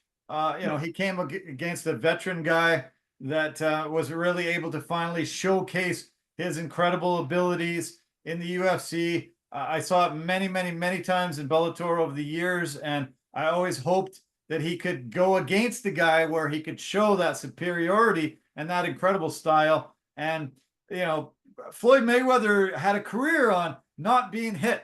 And, MVP is probably the most elusive guy we might have ever seen, where you just can't find the guy. He uses his length so incredibly well, and movement. You just don't land the shots that it takes to put him out. Exactly. And he fights at a different distance than what you're used to. He's so far away. But when he blitzes, he commits, he's lightning fast. Yeah. And so for you to try to find that timing, because you just don't know when he's going to come in. Like there's really no way to try to find that pattern of when he's going to blitz you, because it's always different. Yeah. Yeah, it was a great fight. Loved it. And I can't wait to see MVP again. And Sheriff Bullet's fun to watch. We're gonna see some great fights from him. Only taking his first loss, no big deal. The fight that happened before that, the heavyweight battle, really, really lousy fight. Just really started putting me to sleep. I was tired because I had woken up for 6 a.m. to see they started this card, but this fight just really didn't have much juice. Both guys looked super tentative, really afraid of each other's power, and it just didn't materialize to be a good fight at all. You know what it reminded me of? Because apparently these guys used to spar with each other. Right. Yeah, it was sparring. Yeah, it was a sparring match. Yeah. Yeah, because they both know he can hit hard, I can hit hard. So how about I just play it safe and not do anything? Yeah. And like you said, you were falling asleep. I was just making food. So I'm like, so you guys are going to fight? That's cool. I'm just going to make something. Yeah.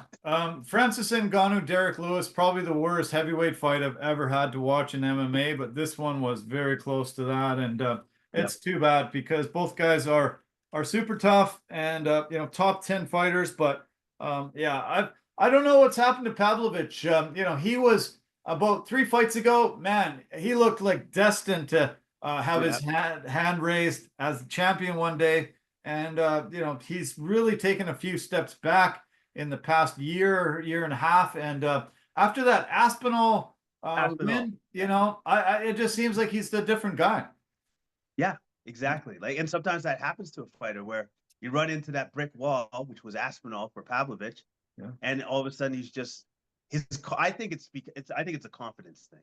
Yeah. I think his confidence is a little bit shot because he was just like, I thought I'd go in there and probably starch Aspinall, and there's like instead the opposite happened. I Yeah. got starched, and I think that was a blow to his confidence. And now we see what we see now. It's too bad. Yeah, it's crazy.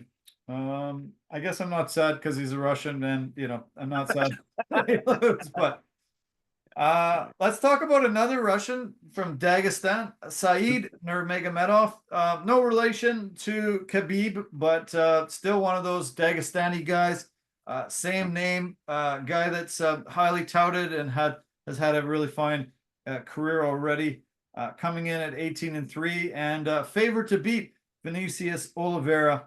I thought Said did win the first round, but then Oliveira was able to get some takedowns in the second round, able to get in the third round, really landed good body shots, was able to really tire out Said. Yeah. And really, I think that was the thing that shifted the fight into Vinicius's favor. He ended up getting the unanimous decision by the judges, and very, very big win for him against a really, really good, tough guy. Yeah, no, I totally agree with you on that. That Nurmagomedov definitely won the first round with his stand up, with his diversity of strikes. But then when Oliveira started grappling him and wearing on him, that's when the fight shifted. And then that's where you could actually visibly see Nurmagomedov's gas tank just being drained. Over and like through the second round, the third round. And Oliveira clearly in the third round was the fresher fighter. Yeah, big time. Okay. First, the Smile Killer Zayam gets a really big win over Mike Davis, Beast Boy. Davis is one of the guys that has seriously complained about the fumes and everything from the locker room. Unfortunately, it seemed to affect his performance. Zayam was pretty damn dominant, won all 3 rounds, got the unanimous decision. This is his 5th straight win, and he looked awesome. Even though he said he broke his hand during the fight, you couldn't tell until he said that. I thought he looked phenomenal. I'm sorry for Davis that he ended up going through that. He suffers from Lyme disease as well, and that has affected his performances before. And he was on a 4-fight win streak. It looked good coming in, but he said that the paint really affected him, and it's too bad because I would have loved them both at their top level too. You know what? Maybe that actually explains a couple things, because the way that he fought in that fight, he's never fought like that before. No, pulling guard and stuff like that. Right off the bat too, like right off the bat, he just tried to get him down, and I don't know why he would have ever wanted to be on the ground there.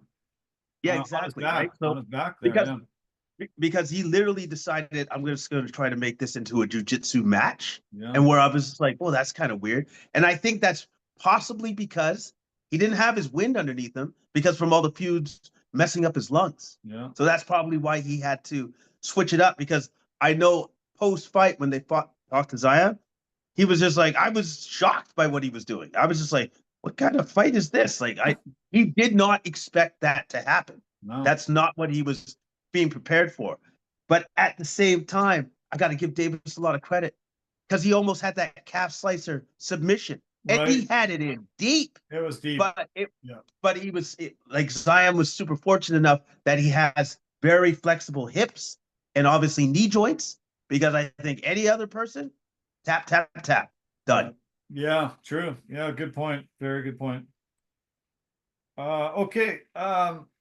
Muhammad Nayev, Hillman ended up getting the decision victory over Genghis Khan Ofli. Nice performance from Hillman. Was able to get the unanimous decision. Really getting the back, getting the body, getting the body triangle. Really was able to sway it in his favor. And he was.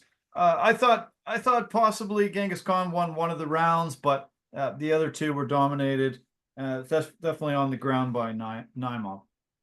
Yeah. Naimov eventually won the grappling exchange there for sure.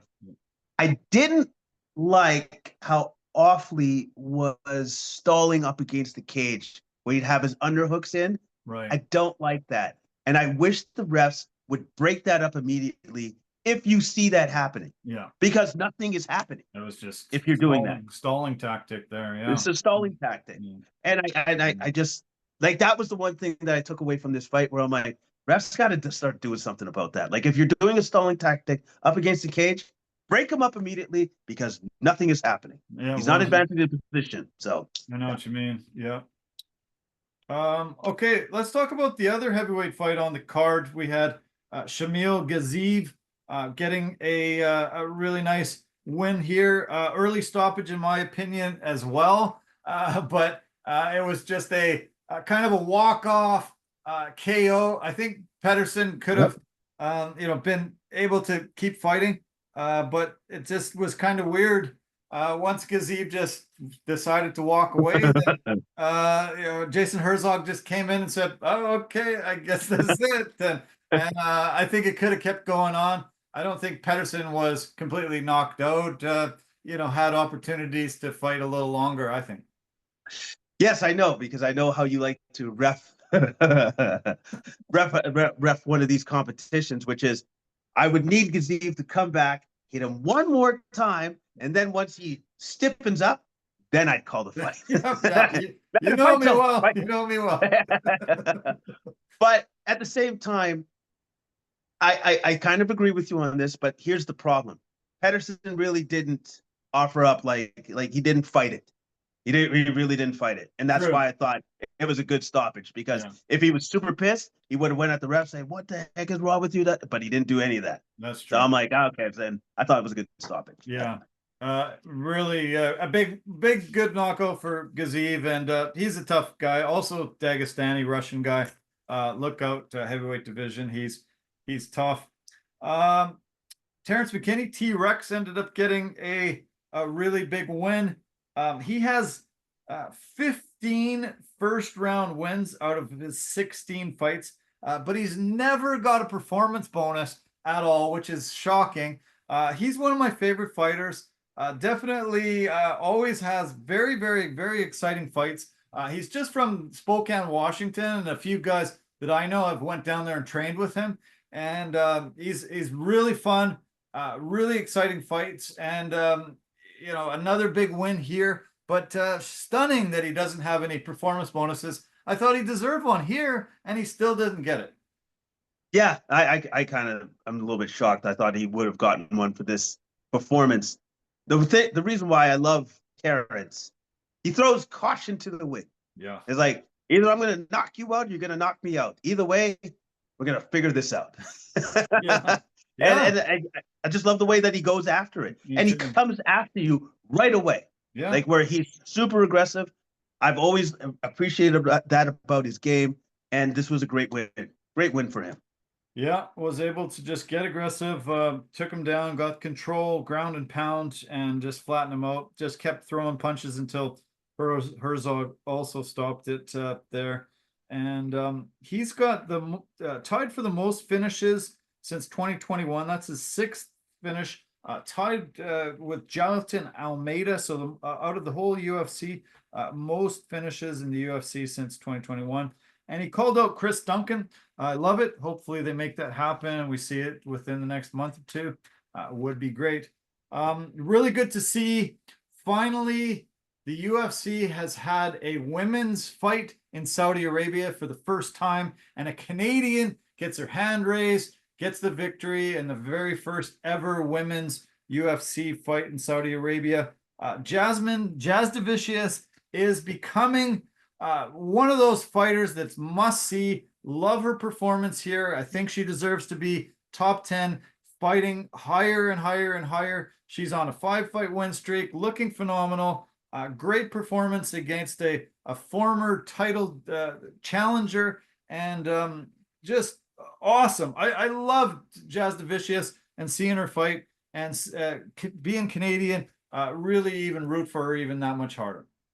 Yeah, and also too, this was a tale of two different fighters. one fighter that was extremely focused on the job at hand, and one fighter that was not. Right. Bueno Silva was not focused on this fight. Her mind was elsewhere.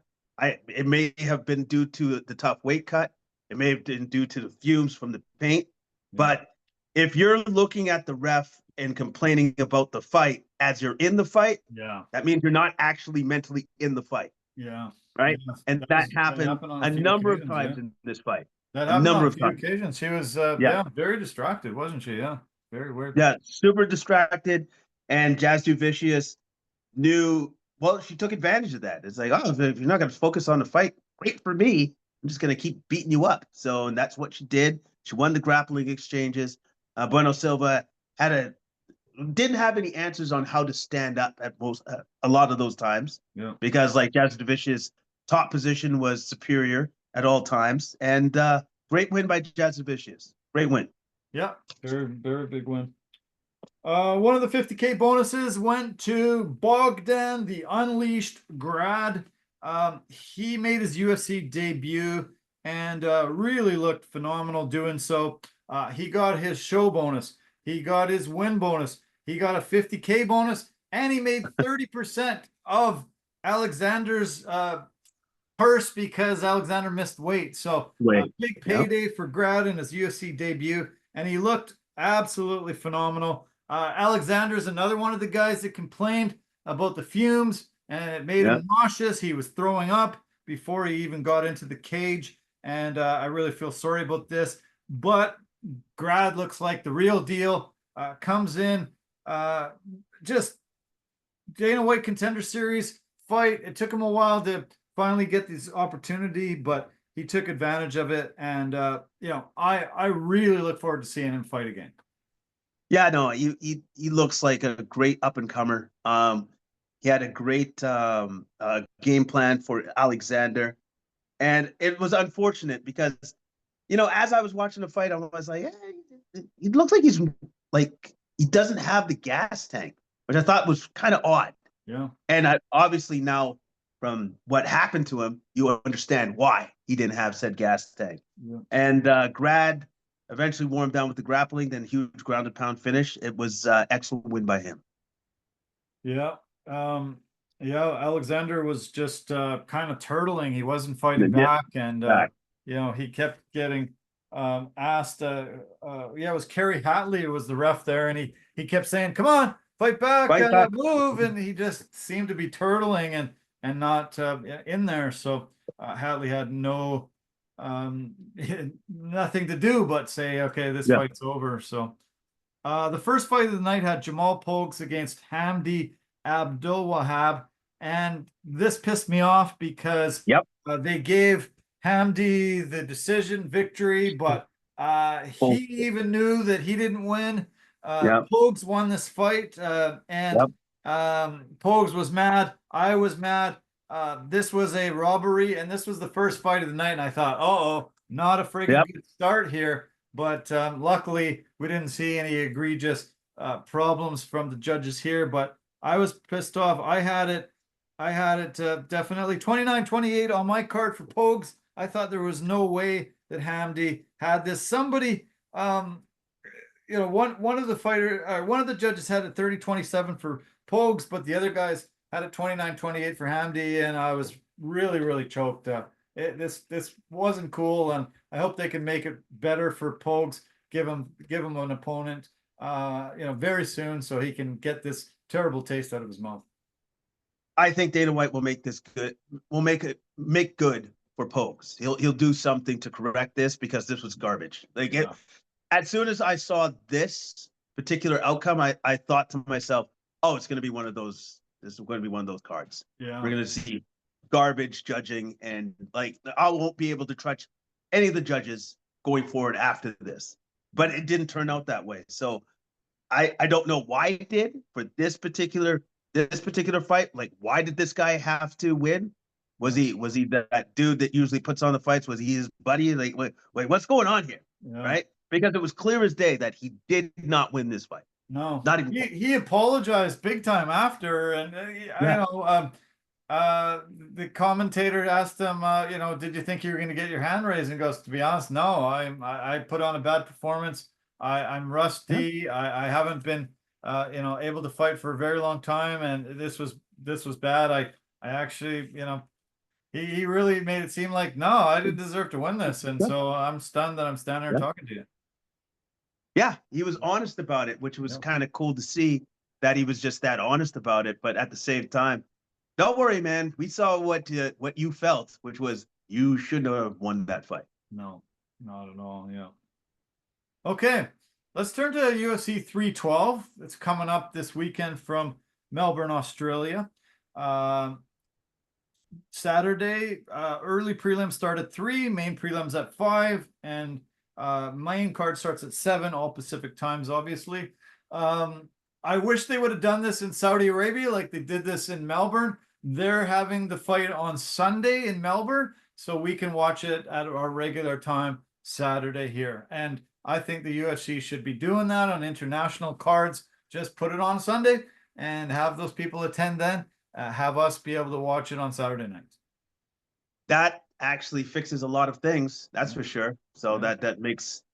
that's actually pretty cool. I totally forgot that it's actually in Melbourne, so that makes it very much easily accessible for us on this side of the world. Yeah, I know there's not as many hours difference from Saudi Arabia to Australia, but to me, it's a no-brainer, and it would just be a lot better. I didn't mind it being over at noon, but No, being up getting that up at early 6. on a Saturday isn't ideal for most. No, Uh, no. so let's just make them at our regular time, the people that really consume it week to week like we do. So I'm really looking forward to this card. 2 title fights happening on UFC 312, and the men's middleweight battle between Dricus du Plessis and Sean Strickland. This is a rematch, and it ended up going to a split decision victory to Dricus last time. This will be his second defense of the title that he won against Strickland at UFC 297 back in January 2024.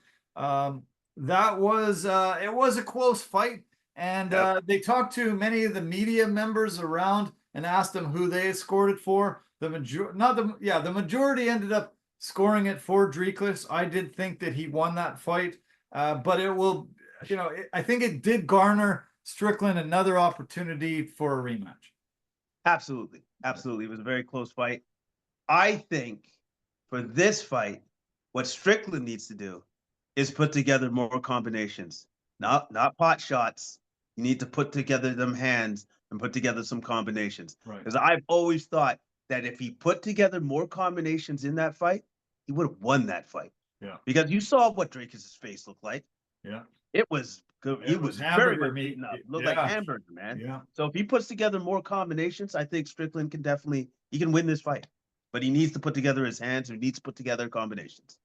Dricus is 22-2 with 9 KOs, 11 subs in his MMA career, 8-0 in the UFC, and on a 10-fight win streak overall. His last fight was when he submitted Israel Adesanya at UFC 305. That was in August of 2024 in Australia as well. There was a lot of bad blood between these guys too, heading into that first fight. They had that incident in the crowd in Vegas a few weeks before. Dana White said he made a mistake, but we know that he purposely sat them, near each other. Luckily, Strickland didn't hurt anybody, but they ended up coming to blows, and it really created a ton of animosity between the two. And I don't think it's going to slow down heading into this rematch. And I'm sure Strickland is going to go off again like he normally does. Yeah, of course he's going to go off again like he normally does. It's not like a Conor McGregor thing. Like, it's not funny. Them like, no, I'm just going to attack you. It's going to be real. The one thing that I did appreciate, not the fight, obviously, because I thought that was ridiculous, but the fact that Strickland told Gilbert Burns' son, just move over here. Move away and move to the side, please. Yeah. So I thought, I'm like, okay, so he's not a complete crazy person. He got the children out of the way so that he could attack Dracus. So Yeah. that's Yeah. cool. Yeah. Okay. All right. Exactly. Yeah. Strickland comes in as the number one contender. His record's 29-6, 11 KOs, 4 submissions. He likes fighting in Australia as he was able to get the belt fighting Israel Adesanya in Australia, and that was in 2023 in Sydney, where he ended up shocking the world as a late replacement. Ended up holding the belt. 16-6 in the UFC, and um, I'm not a fan of his, but I'm impressed with his defensive style. I'm impressed with this Philly shell that he utilizes, getting his shoulder in there, and his aggressive, always moving forward, keeping the opponent on the back foot. He's been able to beat some very, very high, probably more skilled guys than him with this style, and it's done him quite well. You're right. If he can employ that with combinations, he can win this fight, reclaim the belt. I would be shocked that he's a two-time champion, but realistically, he has a good chance at this. No. Realistically, he has a very good chance at this. I think for Dracus to retain the belt and win this fight, I think he needs to do a lot of what he did in that first fight. Do a stand up, but also do threaten with a lot of takedowns or get a lot of takedowns too. I think he has to mix and match both. Yeah. My call is DDP by decision. Again, continuing to have the belt. Do you want to make a prediction? You know what? I'm gonna go with Strickland. Okay. I want to say that he learned from the first fight, that he knows that he needs to be, first off, he needs to be busier. Yeah. He needs to have more volume. And also too, he needs to put together his combinations. He needs to trust in his hands and let them hands go. Okay. So I'm gonna go with Strickland. Co-main event is also a title fight. It's the UFC Women's Strawweight Championship. Two-time champion and current belt holder Zhang Weili, number 2 pound for pound in the women's world on the planet. She is 25-3 in her UFC career, 11 KOs, 8 submissions, 9-2 in the UFC on a 4-fight win streak. Last time out, she beat the other Chinese fighter Yan Zhounan by decision, UFC 300 in April. This will be her 3rd title defense this time, and she got the belt back this time, beating Carla Esparza by rear naked choke. And she fights Tatiana Suarez, who is number 1 ranked, but I'm kind of surprised that she is number 1 ranked because she hasn't fought in a very long time. August 5th of 2023 was her last fight. She is 10-0 in her UFC career. Ended up getting into the UFC through the Ultimate Fighter. She has pulled out of 4 UFC fights in her short career. The last 2 of them she's pulled out for health reasons, injuries, and health concerns. So I'm surprised that the UFC still has her ranked so high and is betting that she'll be there because 4 times she's pulled out of fights for health issues and reasons, and I wouldn't place any bets that she's going to be there on Sunday night. Yeah, well, you know what? That's a good bet to have, but at the same time, I'm sorry to say this, I don't see Suarez winning in any way, shape, or form against Weili. Like I don't see it. She's been gone for too long. She hasn't fought consistently, and to beat a fighter at Weili's where she's at, you need to fight. You need to be in there. You need to have reps. You can't just come in there cold and say, "Yeah, I'm going to take out the champion." No problem. This should be super. No, man. No, I don't see any path to victory for Suarez. I think it's it's going to be really tough. And when I saw how long of a layoff that Suarez had, I didn't think that this was going to go her way. So I do look forward to the Justin Badman Toffa fight against Jailson Teixeira. This will be his UFC debut. to share his UFC debut. Tafa, he's the kind of guy, it's all or nothing. He gets the knockout if he wins, he gets beat, knocked out if he loses. This will probably not go to the judges' scorecard. I totally agree with you on that. It is definitely not going to the judges' scorecard because and again, I always appreciate the all or nothing style of some of the fighters that come out. And Justin Taffa is definitely one of those guys. I look forward to seeing this fight. The other fight, lots of Australians on this card. Jimmy Crute, one of them. He comes in. He has been on a bad streak lately. He's been knocked out recently, lost 3 of his last 4, and a draw in the other one. He had a 2-fight little mini series against Alonzo Menafield. The first fight ended up in a draw. The last fight, Menafield ended up winning by guillotine choke at UFC 310 back in, 290 back in July.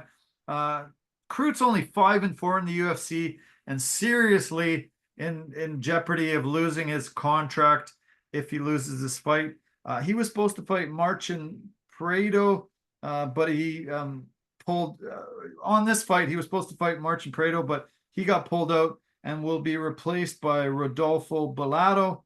Brazilians 12-2 coming in.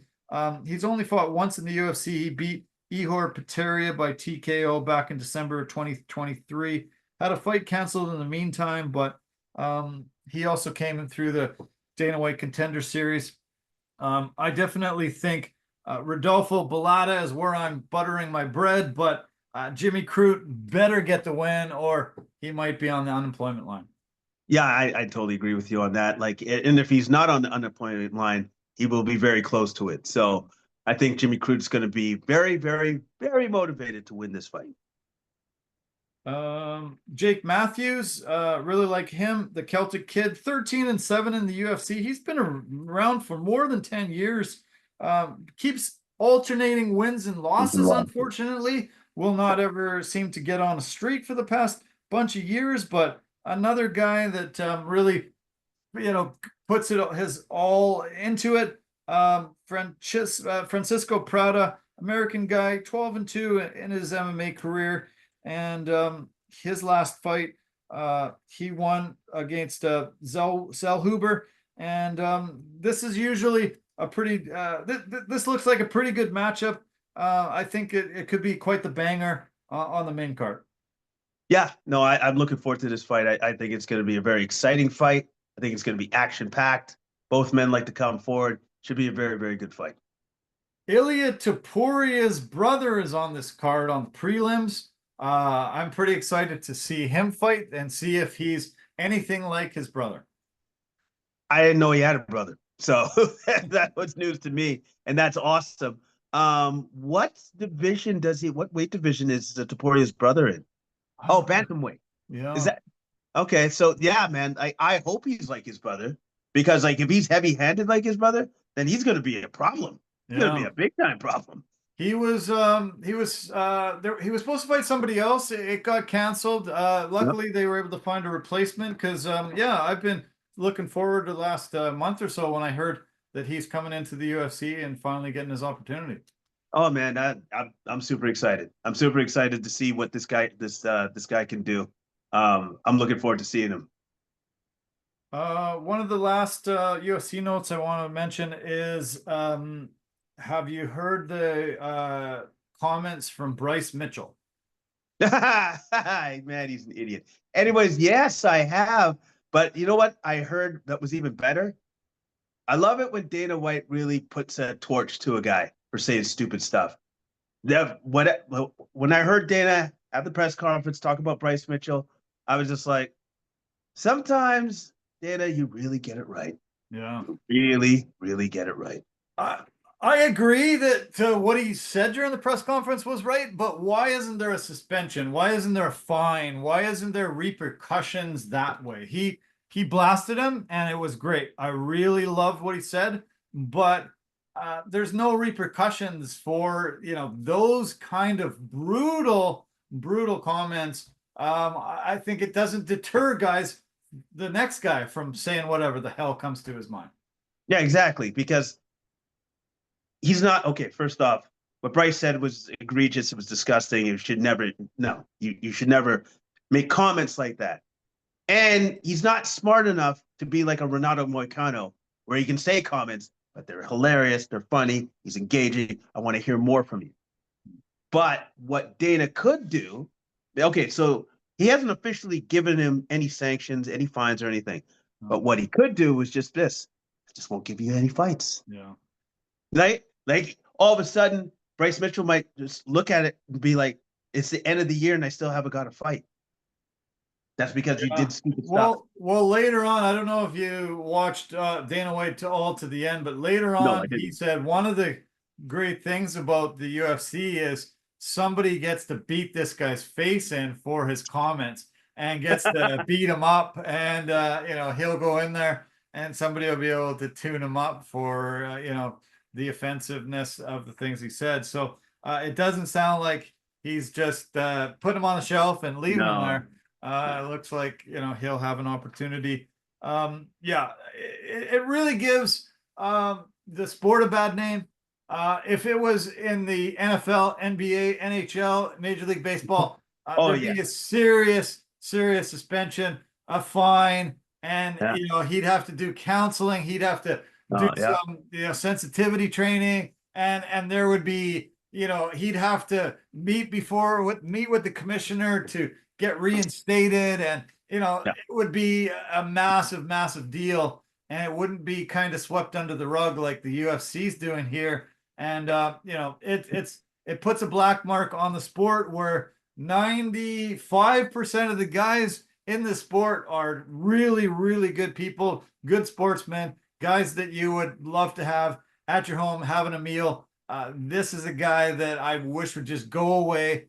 On the main event, I don't like. I think Strickland's the same kind of a guy. I wish he'd go away. Bryce Mitchell, some of the guys that I don't like, and Bryce just proved it that he is a complete idiot that does not deserve this job, which is sought after by millions of guys out there. I think he should be cut, and that to me would satisfy the things that he's done and said over his career. And this to me is the most disgusting, most unbelievable, brutal stuff that he could have ever come up with.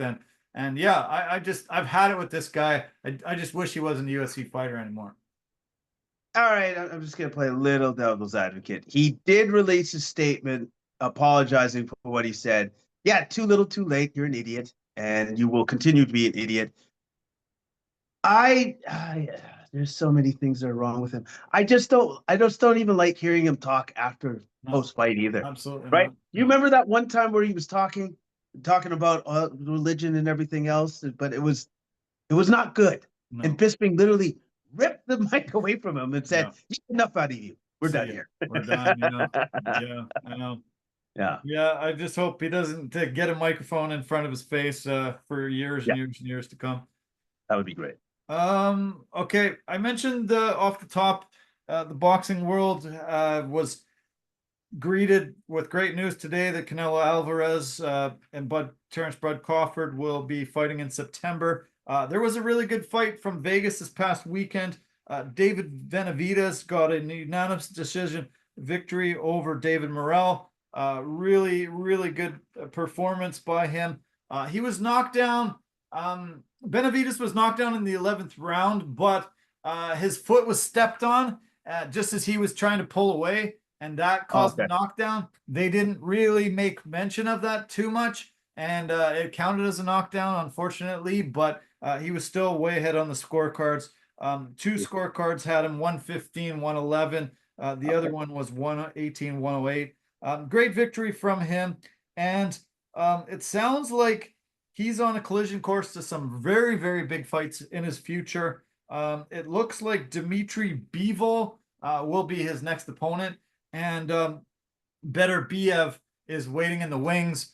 Whoever wins that fight gets Beterbiev. So yeah, look out, Benavidez in for some very tough opponents coming up. But there's a lot of super fights talking about this. Maybe even Canelo Alvarez after he if he can get through wading through and still be undefeated or maybe just Yeah. one blemish on his record. So yeah, great fights in the future, and yeah, Benavidez looked pretty damn good. I was impressed by his performance. Okay. Well, that's first off, that's awesome to hear and see, because what do we as boxing fans want to see? We just want to see great fights. Yeah. And he's more than deserving now of getting a top tier guy and putting on another excellent performance. And hopefully that's what happens soon. And it's our friend. What's the name of the Saudi guy? What's his name again? Turkey Al Sheikh. Al Sheikh. Our man Al Sheikh just got to throw some money around again and make it happen, because Yeah. I know you can. Yeah. No kidding. Yeah. Let's hope. Yeah, we love it. We love your money. Just keep flowing, hundreds of millions. No, no. Make it Imagine that, rain. 100 Make it. million to both guys. Oh man, that will be just so epic. And holy cow, that'll just change the course of history. And yeah, I think I've been waiting for that fight for 4, 5, 6 years maybe. And it's amazing that it looks like they finally put it together. Yeah, because they can't put it together, because now it's not about the money. No. Because it's always been about the money. But now you can't complain about it, because it's like, well, I got enough. So now you guys can fight. Yeah. Yeah, so great. Yeah, good. Yeah. I grew up as a boxing fan, love the sport. MMA has surpassed it because it's so much better organized. It's so much better. The fights that you want to see are always constantly coming. And boxing had, very dark period for a very long time where we weren't seeing the fights we wanted to see. And we were just seeing guys padding their record, getting up there 25, 30-0 and more, and it was just becoming kind of a joke. And finally, in the past few years, with these guys getting involved, now we're finally seeing why boxing can become so great, because we're finally getting to see the fights that everybody wants to see. And that's the beauty of combat sports, is not knowing who's going to win, getting to see two guys at their prime, and going toe to toe to determine who's the best. It's why it's such a great sport. It's what we all want to see. Best on best. Yeah. Who is the best? Yeah. And then we're treated to that, and then we see legendary showdowns. Yeah. And that's what we've always wanted to see. And it sucks when we're robbed of that chance by the promoters. Yeah. It's normally not even by the boxers themselves. No. It's always by the promoters. Yeah. That torpedo these excellent matches. So I'm glad that Al Sheikh has now come in and said, hey, guess what? Money, not a problem anymore. So let's see some fights. Let's go. I don't want the UFC to start their own boxing league, because I think I would rather have their full attention on the UFC and not put it on boxing. I think it has the ability to maybe diminish the UFC and MMA, but maybe it won't. But I wish the boxing would get it figured out a lot better, and maybe with the Saudis involved, it just we do get all these fights that we want all the time, and they're in Saudi Arabia, so we can watch it starting at 7 a.m. and be done, and then watch the UFC on Saturday nights all the time. Yeah, exactly. It kind of works out well. But also too, my other reasoning behind maybe why they shouldn't get into boxing.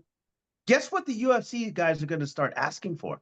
Right. I want to get into boxing, which Dana is super against. Right. But if you get into that boxing associated with UFC, well, I guess your fighters will want to do the boxing too as well. Something that you don't want to have happen. You only let the one guy do it, Conor McGregor, and that's the only guy that you'll ever let do it. Yeah. So maybe that's not the right place for you to go, because, dude, you got Power Slap already. That's awesome. Just stick with that. Yeah, that's good enough. Good enough. Yeah. And your other side of the business is WWE. So yeah, good enough. You guys got it. You got it pretty dialed in. I think this is good. Let the boxing world figure its own self out. Yeah. Also, I think one of the reasons why Dana White maybe isn't levying a suspension or fine or something against Bryce Mitchell is because I think the very next day Conor McGregor said a lot of very brutal, racist, egregious shit online. And he's kind of still their golden Yeah, boy, he's their golden boy. and So. they don't want to, possibly suspend him, even though he does barely ever fights. It's kind of weird that a guy can just open his mouth and say whatever the hell he wants, and no repercussions for it. I don't like that part of the UFC, and I hope one day it changes. Yeah, maybe one day it will change. I think that there had to have to be a change at the top, which would be Dana White would have to finally retire because. But here's the problem: he's never going to retire.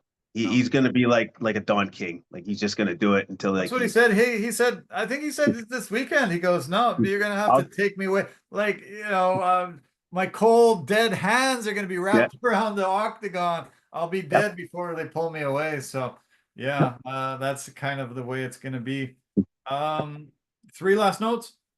Invictus Games start in Vancouver Whistler this Friday. The opening ceremonies have quite a few musical stars: Chris Martin from Coldplay, Katy Perry, Nelly Furtado, Noah Kanan, and Roxanne Bruno, all performing down at BC Place. Should be phenomenal. There are tons of events. There are 550 athletes from 25 nations participating. The opening ceremonies, you can get a ticket for $54 all the way up to $1,000, wherever you want to sit. There's tons of events in skiing, snowboarding, biathlon, skeleton, curling, indoor rowing. There's sitting volleyball. There's wheelchair rugby and basketball, and there's swimming. Tons of events. I looked up some events. You can get wheelchair rugby or basketball, $13 a ticket. So there's absolutely no barrier to being there price wise.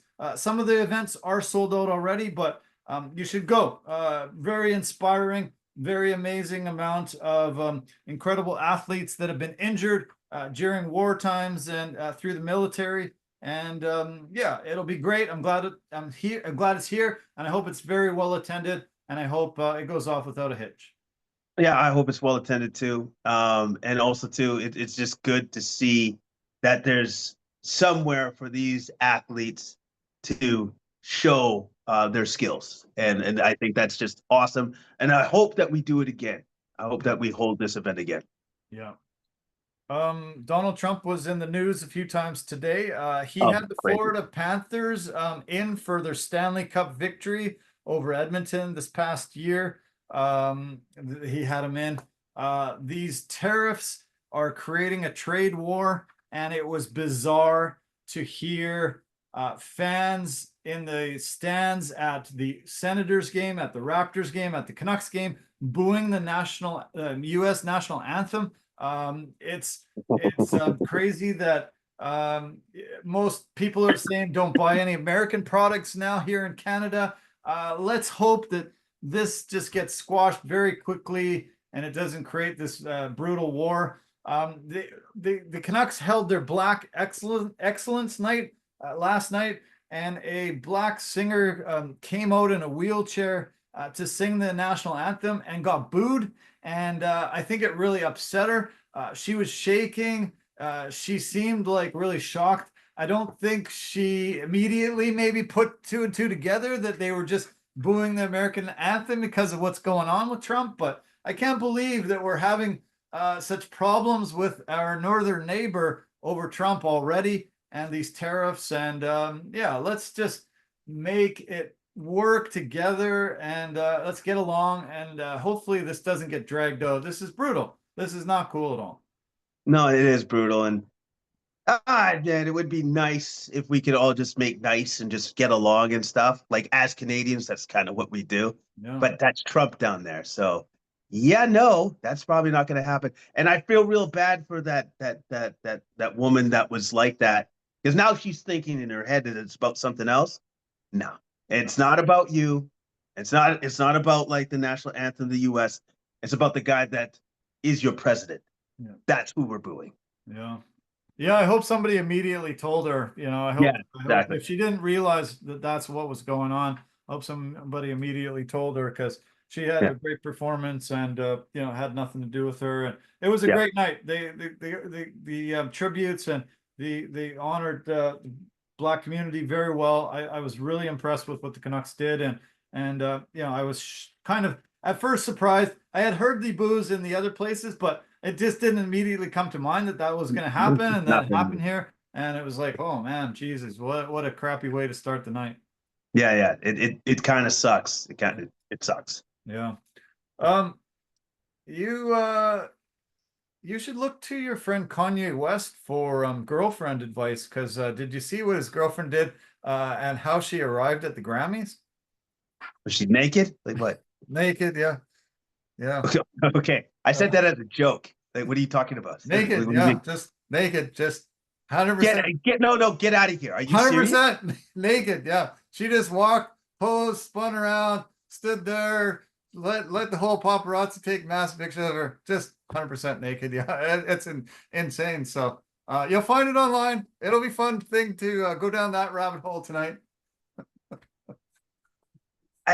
Okay, cool. I have no comment. I got no comment. All right, man.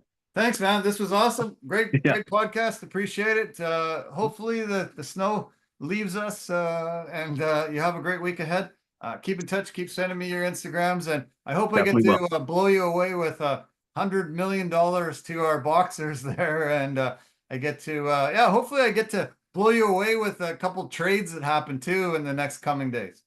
Yeah, man. I'm hoping for that. I'm looking forward to that. I'm looking forward to our discussions during the week. With that being said, have yourself a great evening. Okay, you too, man. Cheers. Good night. Okay, everybody.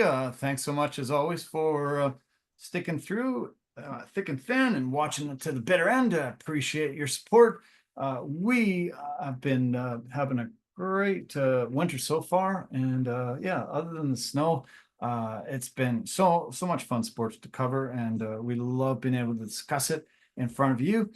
Thanks so much for all your support. We're really happy how much subscribers we're getting, how many comments, views. It's awesome, and you know, we're getting close to surpassing 100,000 views very soon. So that'll be a milestone for us, and it's all because of you. We love you guys a lot. Thank you so much to all of you, and thanks to our partners and sponsors. You know who you are. Take care of yourself and have a good night. Bye for now.